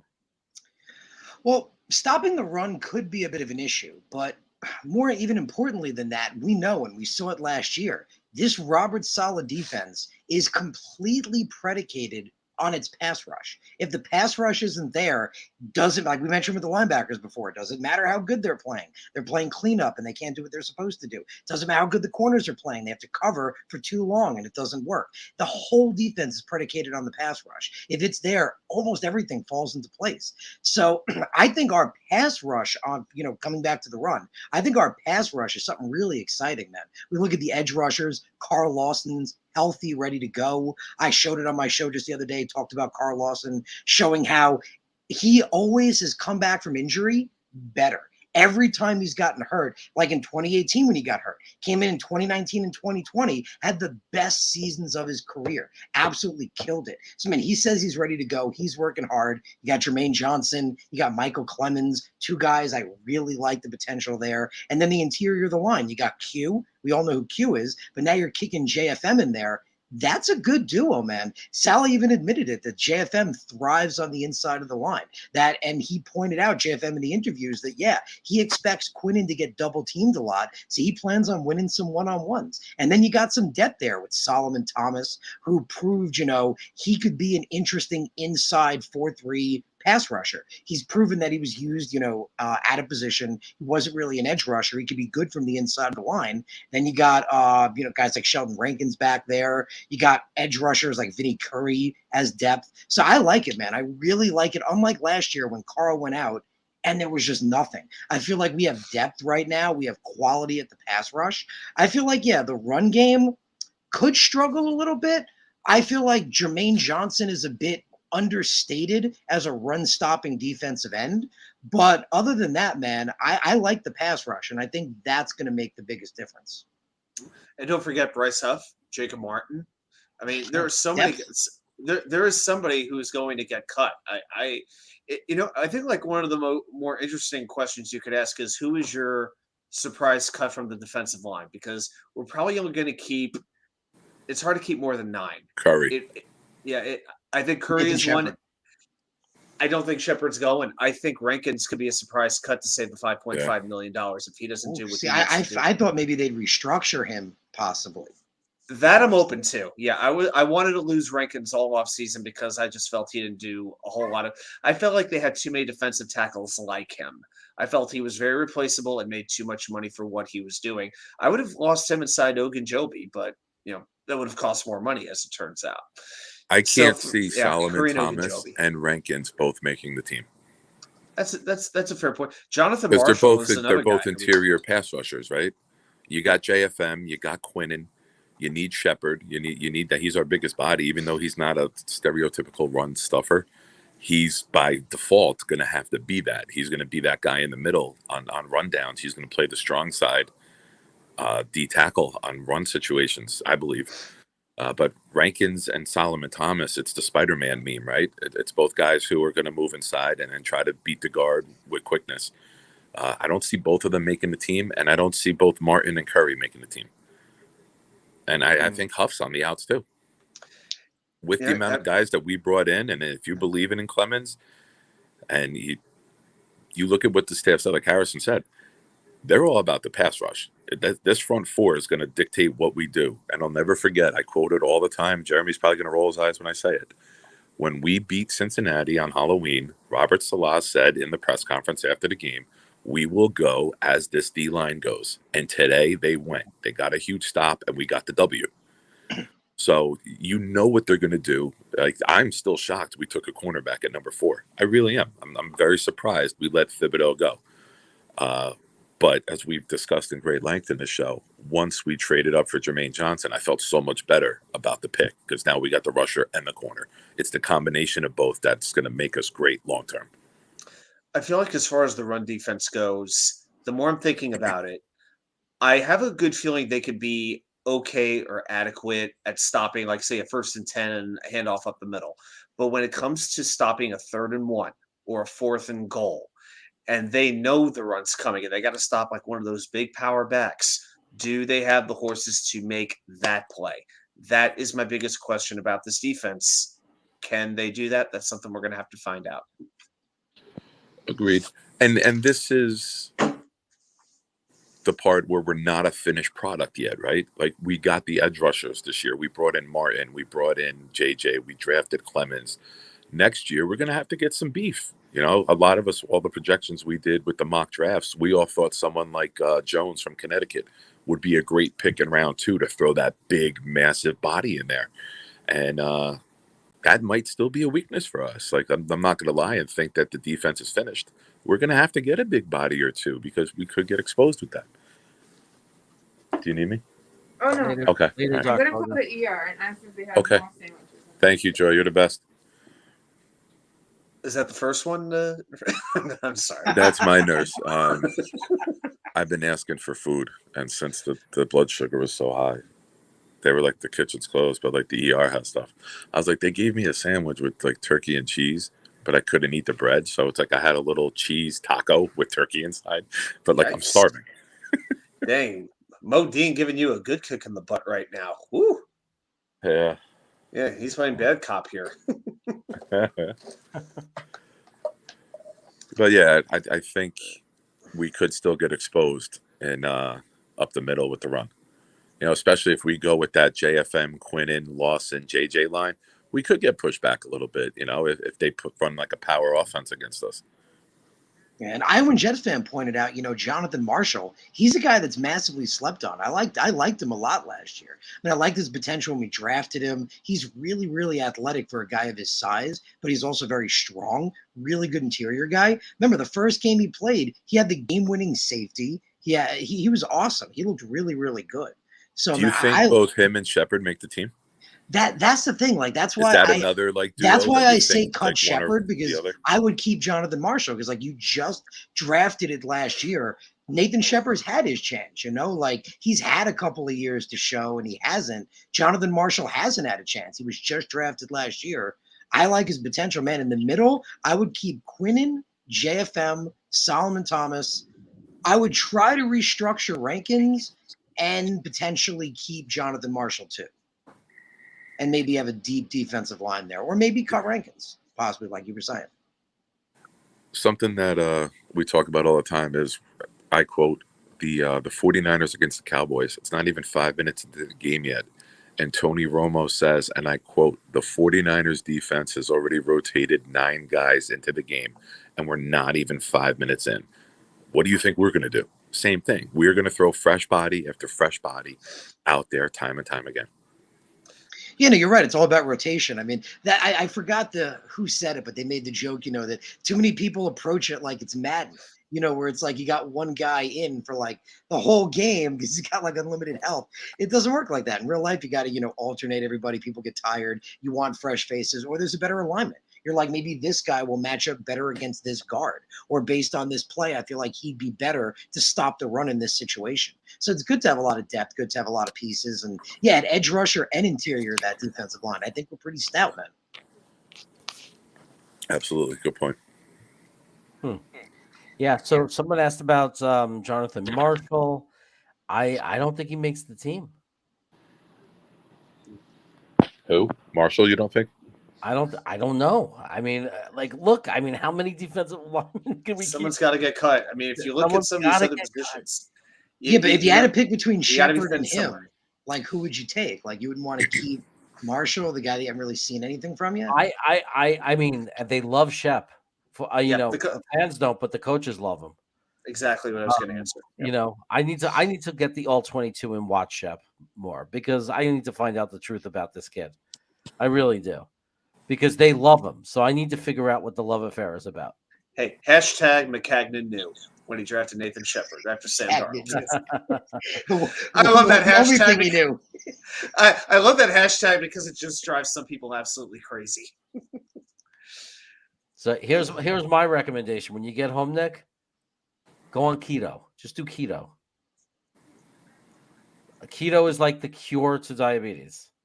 Because you're just not producing, you don't need insulin. Your body's like, you're giving your body a rest.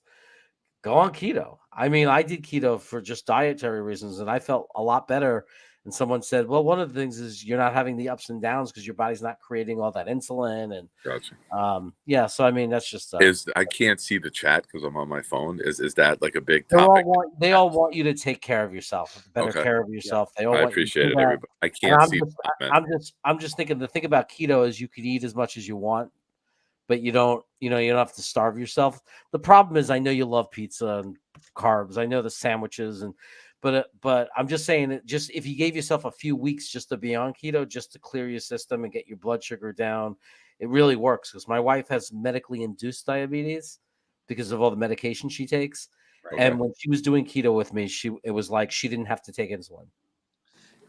Nick, everybody's being very supportive. It's just certain Yeah. people have interesting ways of expressing their support, if you know what I'm saying. Yeah, like someone's telling me to send you pastrami.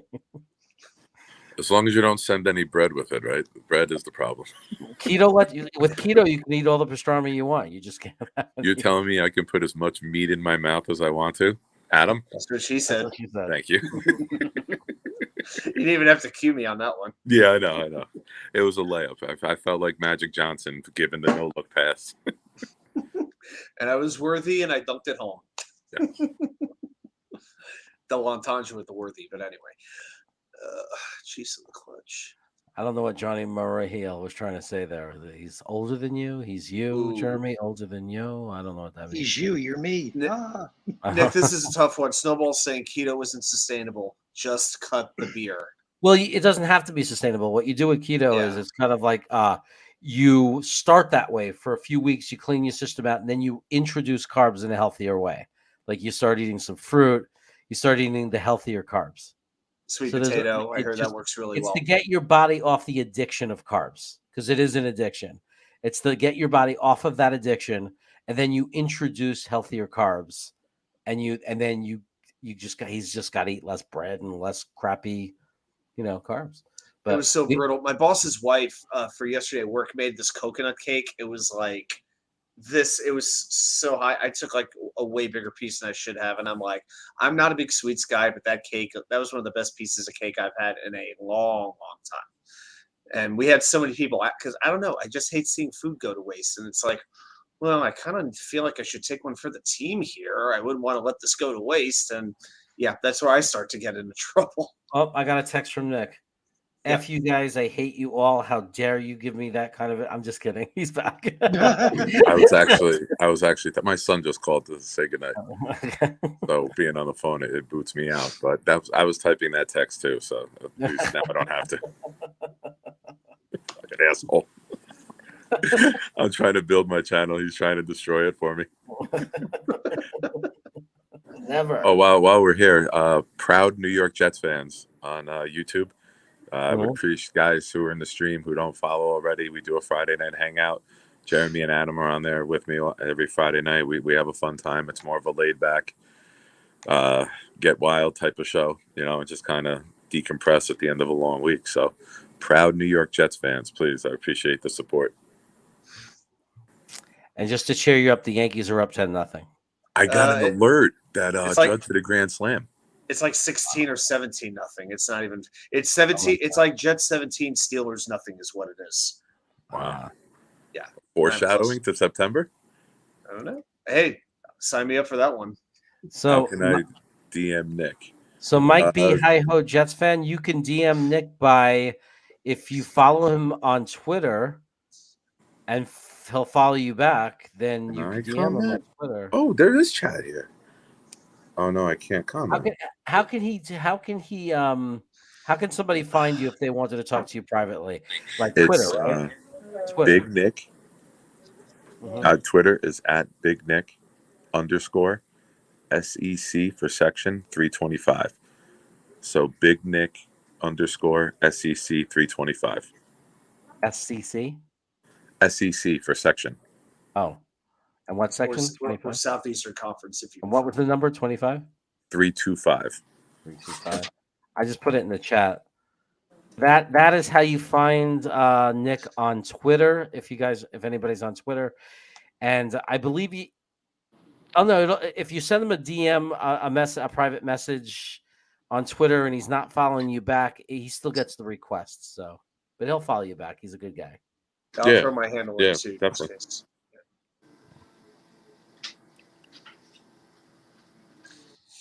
We've had a few. I'm not at WA2K 1999.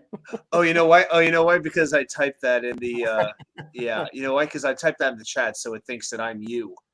So yeah, we could delete that one. Yeah, I'm actually that one. But yeah, we got some guys asking about the departure of the beat writers, of DJ, of Connor. I mean, how do we feel about this? Does it really mean anything at the end of the day? I think Connor's going to the Daily News. I think that's a step up from the Athletic because less than a week after DJ announces he's leaving Daily News, Connor says he's leaving the Athletic. It seems that way. And he said, I'm not going far. Yes. Yeah. Yeah, I was actually thinking the same thing, actually. Yeah. Then who gets the job at the Athletic? I don't know if he wants it, but loyal Jets fan, Ali. Be kind of interesting to see if I don't know if that's what he's interested in doing. I know he goes to school. But it would be interesting. It would be interesting to me because I think we got to get Green Boy in there. Oh yeah, well that's a good choice. Then we'd have an insider. We'd have a plant inside. Oh my God! I just had the best thought in mind. Can you imagine if at the press conference you heard Boy Green asking questions to Michael Clemens? Oh my God! Would that not be the best contrast of voices of all time? Excuse me, extreme godlike figure. I have a question for you. All revved up. It sounds like you're trying to do Gilbert Gottfried. I always look like somebody squirted lemon juice in my eye. Harrison is thinking. Me?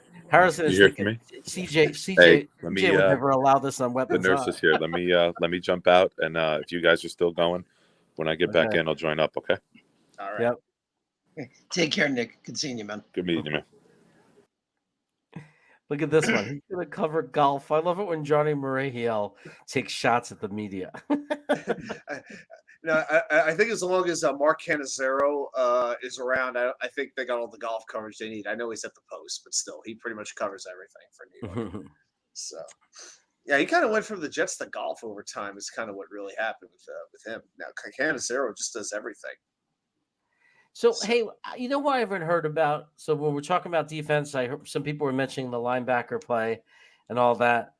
What's the deal with Sherwood? Is he healthy? Was he in camp in the OTAs? Is he running? Is he practicing? What's his status? It's an interesting one because you haven't heard that much from Sherwood. I've seen a very, very, very small little bit of Hamza Nasruddin. Basically, it's like when the camera goes to somebody else, it's like he's in the background, like, hi, I'm here. But you haven't really seen Sherwood that much. But I still like the potential of those two guys. I mean, Hamza Nasruddin was one guy I felt was a steal in last year's draft. Like, I felt like he could have been a much higher draft pick, put an unbelievable production at FSU. Really thought, he could transition well to the linebacker position. And then Sherwood impressed because I figured it would be Nasruddin. Sherwood actually showed to kind of be the guy last year. He came in and they're like, he's going to play the mic. And I was like, well, that's surprising because I would have thought it would have been CJ. There's a lot more responsibility, a lot more mentalness when it comes to playing the mic. And he looked good. He looked good in those 2 games he played before he got hurt. So I'm kind of looking at it, CJ Mosley and Quincy Williams, both those guys, especially with CJ since he lost some weight, those 2 guys are just all over the field. Like, you put those 2 guys on the edges, on the outside linebacker, and Jamie and Sherwood can stay healthy and play the mic. That could be a pretty damn good linebacker trio right there. Yeah, you just really hope one of them emerges as more than a special teams player, because I think we kind of look at these guys on a somewhat similar wavelength. There were 2 guys that, let's be honest, almost none of us had heard of before the Jets drafted them. We had certain ideas for the type of linebackers that we wanted to see the Jets draft, like a Divine Diablo or a Jabril Cox. We all wanted Cox going into day 3 of the draft. We beat that joke to death. And, we came out with these 2 guys and we're like, who are these guys? What are they doing? And, they didn't get a whole lot of playing time last year, mostly because of injuries. I am just looking for one of them to emerge as a reliable starter.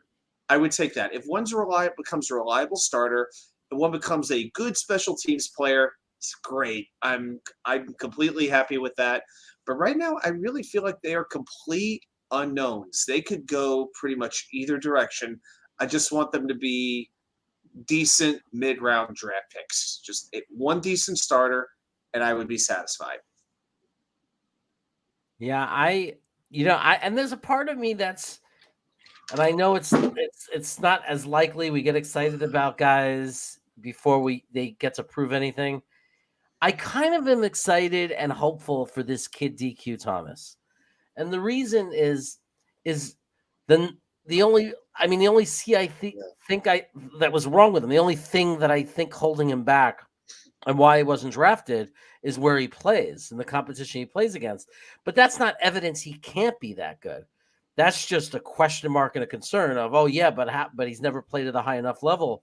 And but to me, it's like he still was very dominant. And there's no guys have come from those smaller schools in the past and become huge stars in the NFL. So there's a part of me that just thinks, does DQ Thomas have what it takes? Like, is this kid going to blow us all away and end up being a great player? I don't know. He's a question mark. He's well known for his work ethic. I mean, he's a gym rat. He lives in the gym practically.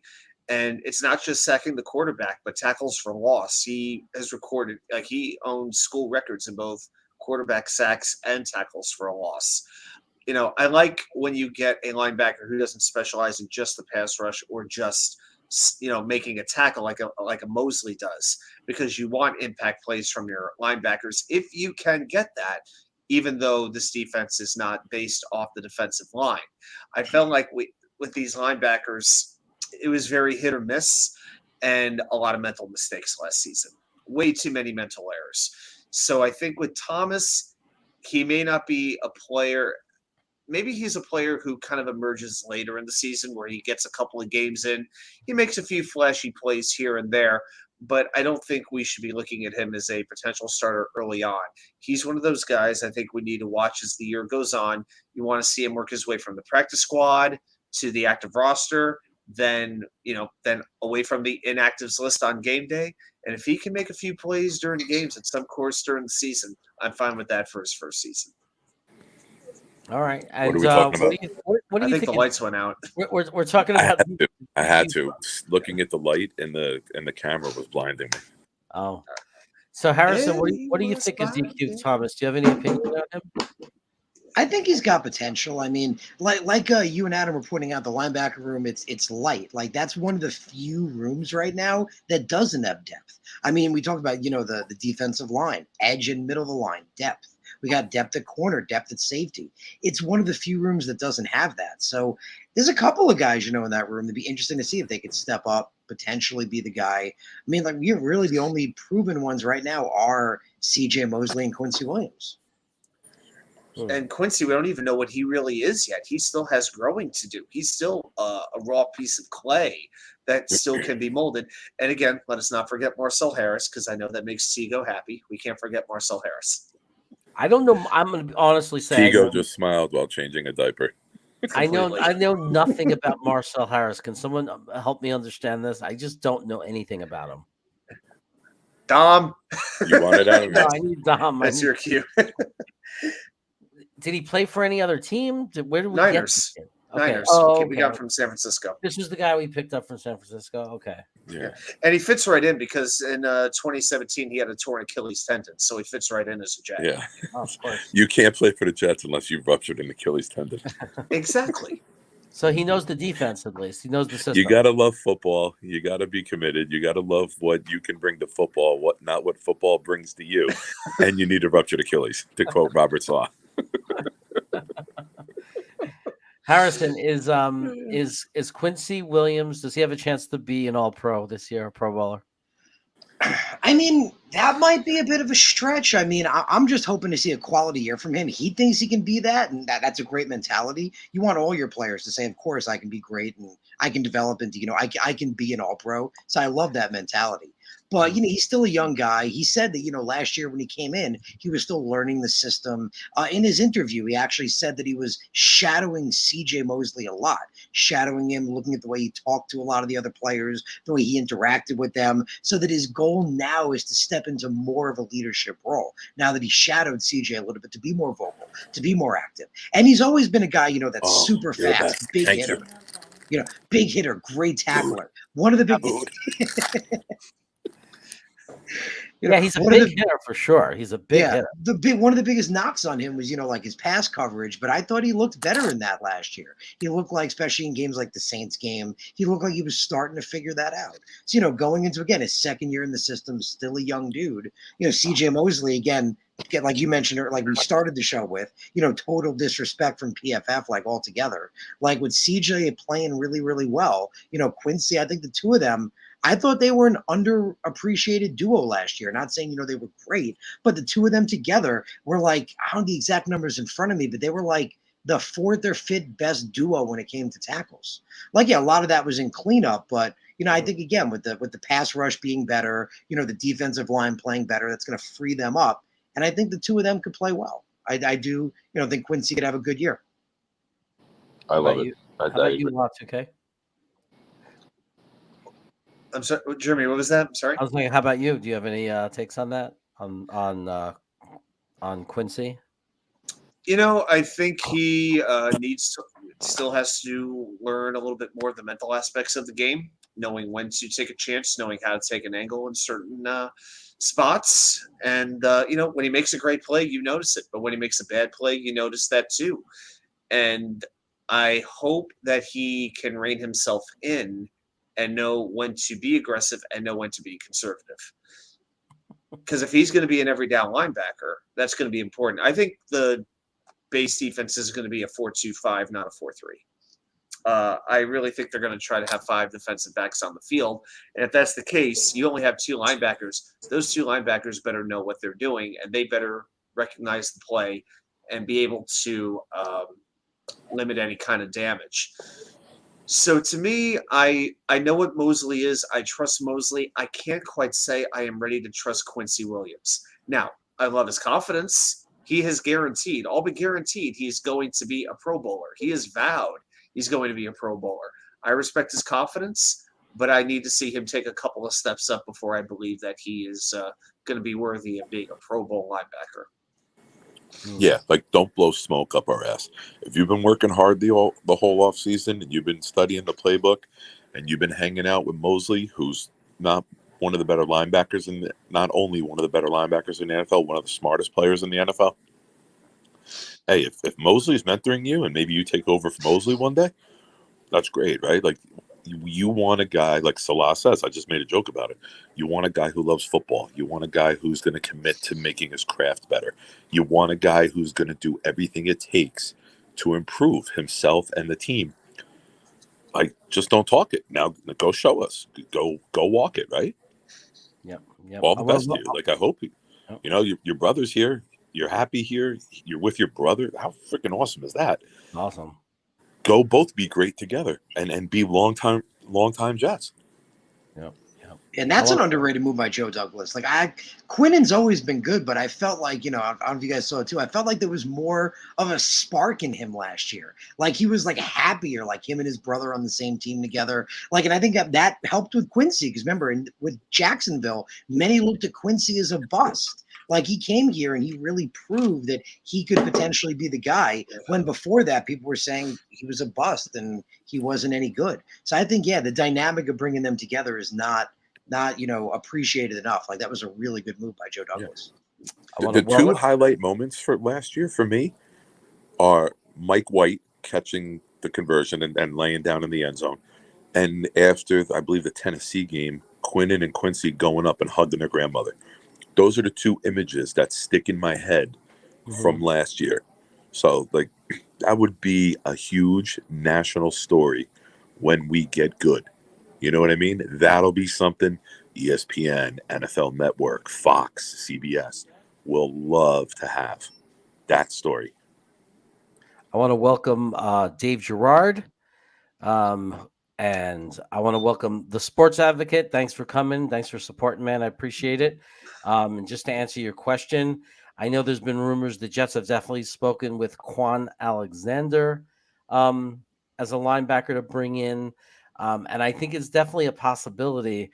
We do have cap space flexibility. There's definitely a possibility. We don't know, but Joe Douglas might be planning on bringing in another linebacker. And he's just waiting to see who's out there. He's waiting for the right price.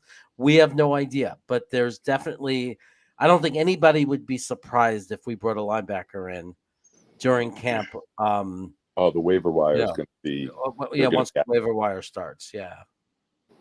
Those late training camp cuts, surprise cut, a salary cap cut, somebody that we sign after week one, I think that Monday or Tuesday after week one, where the salary is not guaranteed for the year. Mm-hmm. Yeah, and I think Ryan Jett is saying the same thing. It's kind of like with the defensive back. Everybody was so worried about our defensive backs last year at this time. And then it turned out not to be the thing the problem as much. So who knows? Maybe next year is the year that we go crazy at linebacker. I don't know. But I just know that how sick is that we thought our secondary did pretty good last year. We were happy with them. And now our 1 and 2 are 3 and 4. So just think about how sick our secondary is and how deep it is right now. It's crazy. You're never going to have a team where you feel completely complete. Like you have great starters and you have tremendous depth at every position. The NFL, it just doesn't work that way. But you want to have legitimate talent at the most important positions. And with the upgrades we have made at cornerback, which is now a huge position, offensive tackle, if Becton's healthy, we have a tremendous tackle tandem. Wide receiver has gotten a big upgrade, and edge rusher has gotten a crazy good upgrade, actually in 2 spots, because we didn't have Carl Lawson on the field last year. Now we have Jermaine Johnson on the field. Yeah. So it's not just that we've gotten better. We've gotten better at the most important positions. Before, we were upgrading at linebacker and safety, guys. We were upgrading like the least important positions on the football field. It's not. I can't believe we didn't win a Super Bowl after taking a safety in round 1 and 2. Blows my mind. I would have thought playoffs minimum. Yeah, we got to take a group photo next to the Mike McCagnon statue outside of MetLife someday. You know what? I'll take a picture with that one over the John Idzik statue. I'll tell you that.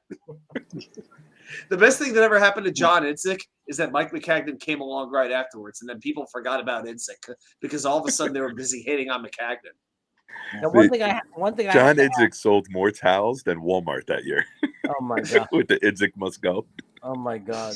The only good thing Idzik ever did was trade for Chris Ivory. That was it. At least McCagnon had a few draft picks you could kind of understand that worked out.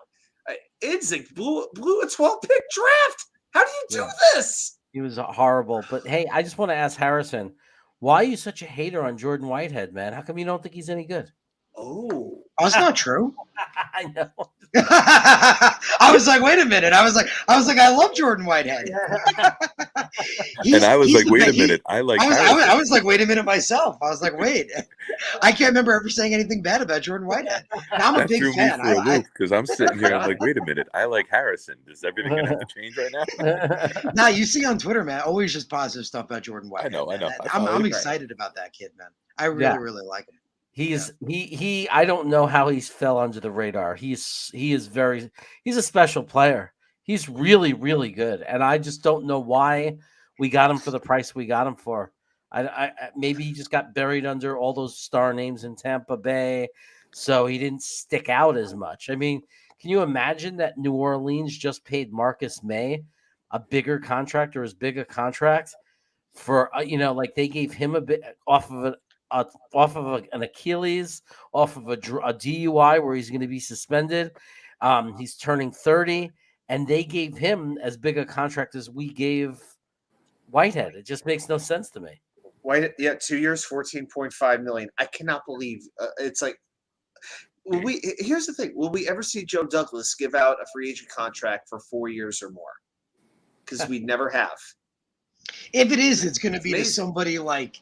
And that's the thing. Joe Douglas spends smartly. Like, that's what he's shown. And I pointed that out back in 2020 when everyone was freaking out that he wasn't spending a lot of money in his first free agency. And that was because he was trying to balance the books that, like you pointed out, that McCagnon had screwed up. He had put us in absolute bankruptcy. So that was the year to, like, correct it. And he did. He took us from being one of the most bankrupt teams to, like, within the next year, we had the third most money of anybody.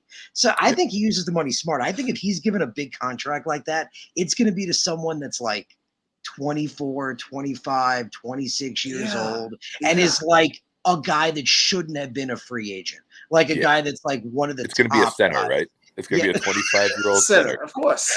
No, I'll take it, man. Yeah. Somehow Creed Humphrey hits free agency. Blank check.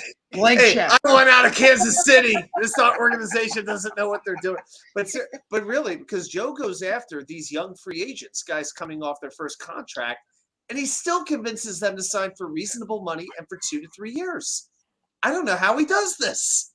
Like, if you're in your early 30s, I get a 2-year contract. But Whitehead's, 26 years old? I'd have given him 3-4 years, and I would have not have thought twice about it. It's amazing he does this. Especially at that price. At that price, I would have liked it. I would have liked it better if it was 4 years. Yeah. And it's also $7 million a year. They're betting on themselves, right? They know in this Salah system, he can go make a name for himself and then get that big payday. Like, he'd still be young enough to get that 4-year, $60 million deal if he plays really well in this system. And something we didn't mention earlier, we're talking about stopping the run. We got to mention Jordan Whitehead, right? He's going to be a big factor in the stretch run game. He's going to come blow up tight ends or receivers or pulling guards, and he's going to make tackles in the backfield. So he's going to help our run defense too. And I agree with Johnny Murray. I was going to say it the whole time. Zach Wilson is going to be a guy you see get a long-term contract because you can't. We're not going to mess with that.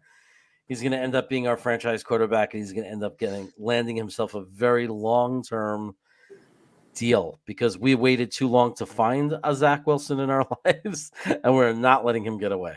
Yeah, Jeremy, I'm actually glad you bring that up because, like, that's a big thing, that for the longest time with the Jets, like, everyone always, says we don't pay our guys, right? You look at all of our top first-round draft picks over the years in the past, they're either not signed or traded away or it didn't pan out. That was always the biggest question. So I think Joe will do that. People questioning Joe paying guys, I think he will. I think he's going to pay the guys that he's drafted, the ones that step up and produce. And that idea that people have talked about with the Jets, that's going to change. It's not going to the Jets don't pay their players and keep their guys around. That's going to change, especially because Joe's bringing in quality guys, like you mentioned before with Idzik and McCagnon. Most of the guys they're bringing in don't deserve to be paid. So and when you're giving out the short contracts, It's because Joe Douglas's philosophy is we are going to draft our long-term players. We're not signing them. So it combines with the old Bill Parcells. You need some hold the fort guys because you can't draft 22 guys in one draft. I mean, John Idzik almost did, but you don't draft successful guys. Yeah. Yeah, no, I like the philosophy a lot. I find that unless it's like a 25-year-old who's a free agent who wasn't happy and leaving early, usually in free agency, almost in any sport, a lot of times, there's a trap. Like a lot of times you get these big name guys and they're never as good as they were building up their name. Like it's so often, so it's such a crapshoot. Like sometimes you can get a free agent and they're great. Don't get me wrong, and they're still great. But like, how does Seattle, let's be honest, feel about Jamal Adams? Jamal Adams is not the player he was, or did not develop into the player they thought he was going to develop into when they traded all that draft capital to us. We thought he was going to be better than that. There were Jet fans that were pissed off. Like, we just gave away a future Hall of Famer. We give away our best players. I mean, the guy for us even was looking really good and was like developing, and he's certainly not what Seattle bargained for. There's a gamble for getting these guys. Like, Le'Veon Bell is a perfect example. Even the guys that weren't complete busts for us, never, like Decker. He was never what he was, though, for us. Like, for the length of that contract. But, like, it's very hard to find guys like that. Yeah, but he also went from Peyton Manning to Ryan Fitzpatrick and Geno Smith. Well, we should have known better. We should have known. Why would you go out and pay all that money for this weapon when you don't have the team around it yet? We should be smarter. That was the issue with our GMs. They went big game hunting in free agency and not in the draft. Yeah. They didn't have the big picture in mind. They were just looking at getting a player, but they didn't think about how that player fit into the grand scheme of things. Yeah. Right. And that's when you get into trouble. There was no domino effect of greatness. It was, let's try this, let's try this, let's try this. They were just going on a whim.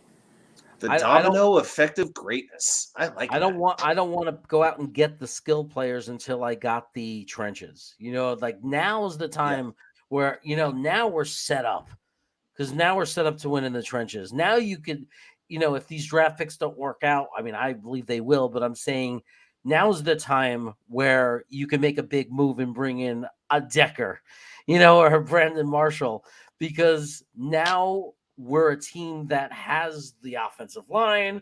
We're structured now. We're set up now for that kind of move. But when you make those picks, when you have no core, when the roots of your team is not strong, that's the issue.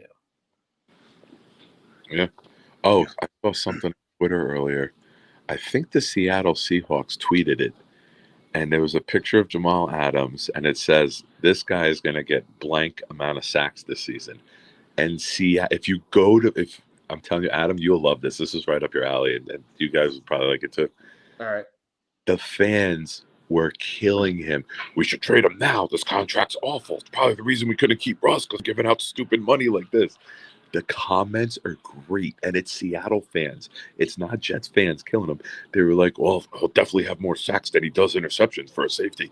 Like, they were fucking killing him, and it was so good. Oh my God! But just to show you like where we are now with cap space, do you know how many players the Jets have who this year are going to have a $10 million cap hit or more? Corey Davis, Carl Lawson, George Fant. Yeah. Mekhi Becton. Nope, not Mekhi. He's only at $5 million. Reed. Nope, his cap hit's only $4 million this year. I love Joe Douglas. I know. How could you not? Tomlinson. Tomlinson is no, he's at $5 million also. I'm looking at overthecap.com. And that's just such little money. Like, it's crazy. You're talking about all DJ Reed, Tomlinson. That's incredible, man. And well, how do we forget this guy? Adam, your favorite player, longest tenured Jet, Tom Hennessy, $22 million. I'm sorry, I have to scroll down a little ways for that one. I think he's making about as much as DQ Thomas or Ross Pierschbacher, as a matter of fact. With all due respect to Ross Pierschbacher. No, it's so CJ, Carl Lawson, Corey Davis, JFM, George Fant, Quinnen, and Connor McGovern. 7 guys. That's it. And then the next one after that is Zach. He's not even making $8 million.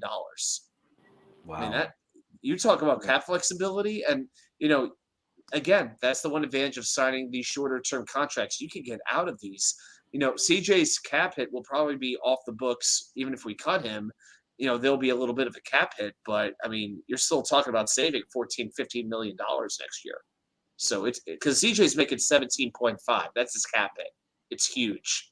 So yeah, you have to look at a way around that pretty soon, just to have flexibility. Yeah. I'm gonna have to get going soon. I don't know if you guys. Yeah, I was gonna say we have to wrap up. So I wanted to give Harrison a chance. We got some people over there to sub before. Hopefully, if some new people joined us, Harrison, tell them where you are. Let me see if I still have the link that I can post for you. I appreciate that, man. Thank you. If you guys could please subscribe. I do my podcast throughout the week. On Mondays, I do Jeremy's Been There. On Mondays, I do my live show where I chat it all up about the Jets. You guys bring your comments, like you guys do here. We talk about stuff. I throw them up. We have a good time. During the week, I just started a new segment. I'm doing shorter shows, like things on like the running back room. The last one I just did the other day one was on the running back room, one was on Carl Lawson, the other was on the edge prospects. Short, like 10, 15-minute episodes or so. I'm doing it down by the water where I live. Figure we'll look out on a nice view, talk about the Jets. Thought it was a good idea. So if you guys want to tune in for that as well, I do that during the week. But yeah, please do subscribe. I'd really appreciate it. Again, it's called the Take Flight Spit and Fire Podcast, and you can find it like that right on YouTube. Just type in Take Flight Spit and Fire Podcast. Again, please subscribe. It'll be super appreciated. And I really appreciate you guys having me on. I'd love to, come back on again and talk about the Jets. Absolutely, brother. We'll have you back on. The link is in the chat. I just put it in the chat. You can click right on it and subscribe to his channel. Harrison will definitely have you back. Like I said, when I was getting started, all the way since back then when I first got into the whole YouTube community, I've been a fan of yours since then from the very beginning. I appreciate that, man. You've always pumped me up, man. So it's absolutely means a lot to me that now here we are and you're on my channel and on my show with me. And it means a lot to me, brother. And you're welcome anytime. Thank you. I appreciate it, man. And Harrison, we do, like I said, on my channel, we do like a Friday night hangout. I'm going to, once I get out of here and I get home and everything, I'm going to message you on Twitter and we'll connect and you can join us on a Friday night. That sounds awesome, man. Please do. I'm totally down. You never know what's going to happen on those Friday shows. It may go till 3 in the morning. We've done 5-6 hours. That sounds fun, man.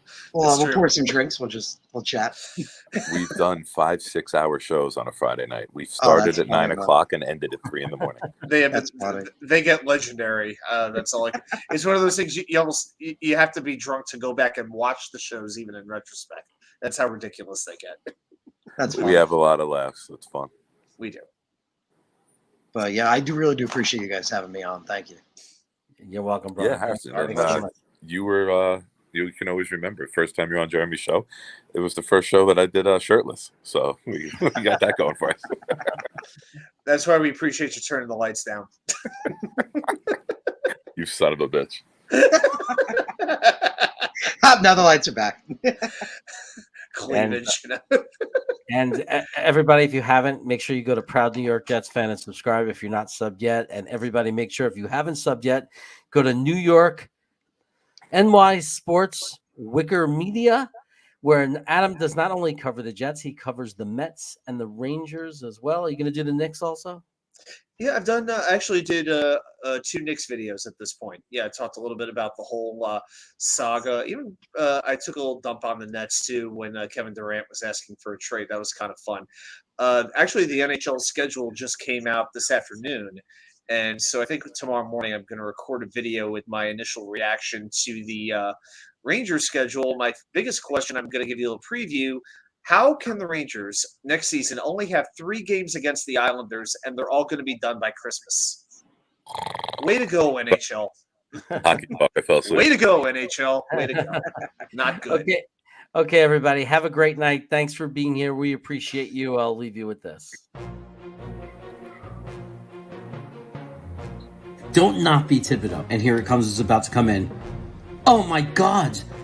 They didn't. They took Sauce Gardner. Oh my God, they don't want an edge. Maybe he likes Jermaine Johnson at 10. Then we're not going to get a wide receiver? Garrett Wilson, wide receiver.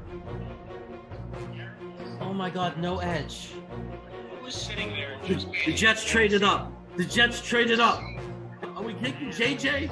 Are we taking JJ? Because I know Braden is in New Zealand saying, we should get Lily, Mike. He's definitely saying that. JJ! We got Johnson! We got Johnson at 26! We got Johnson at 26! This is great!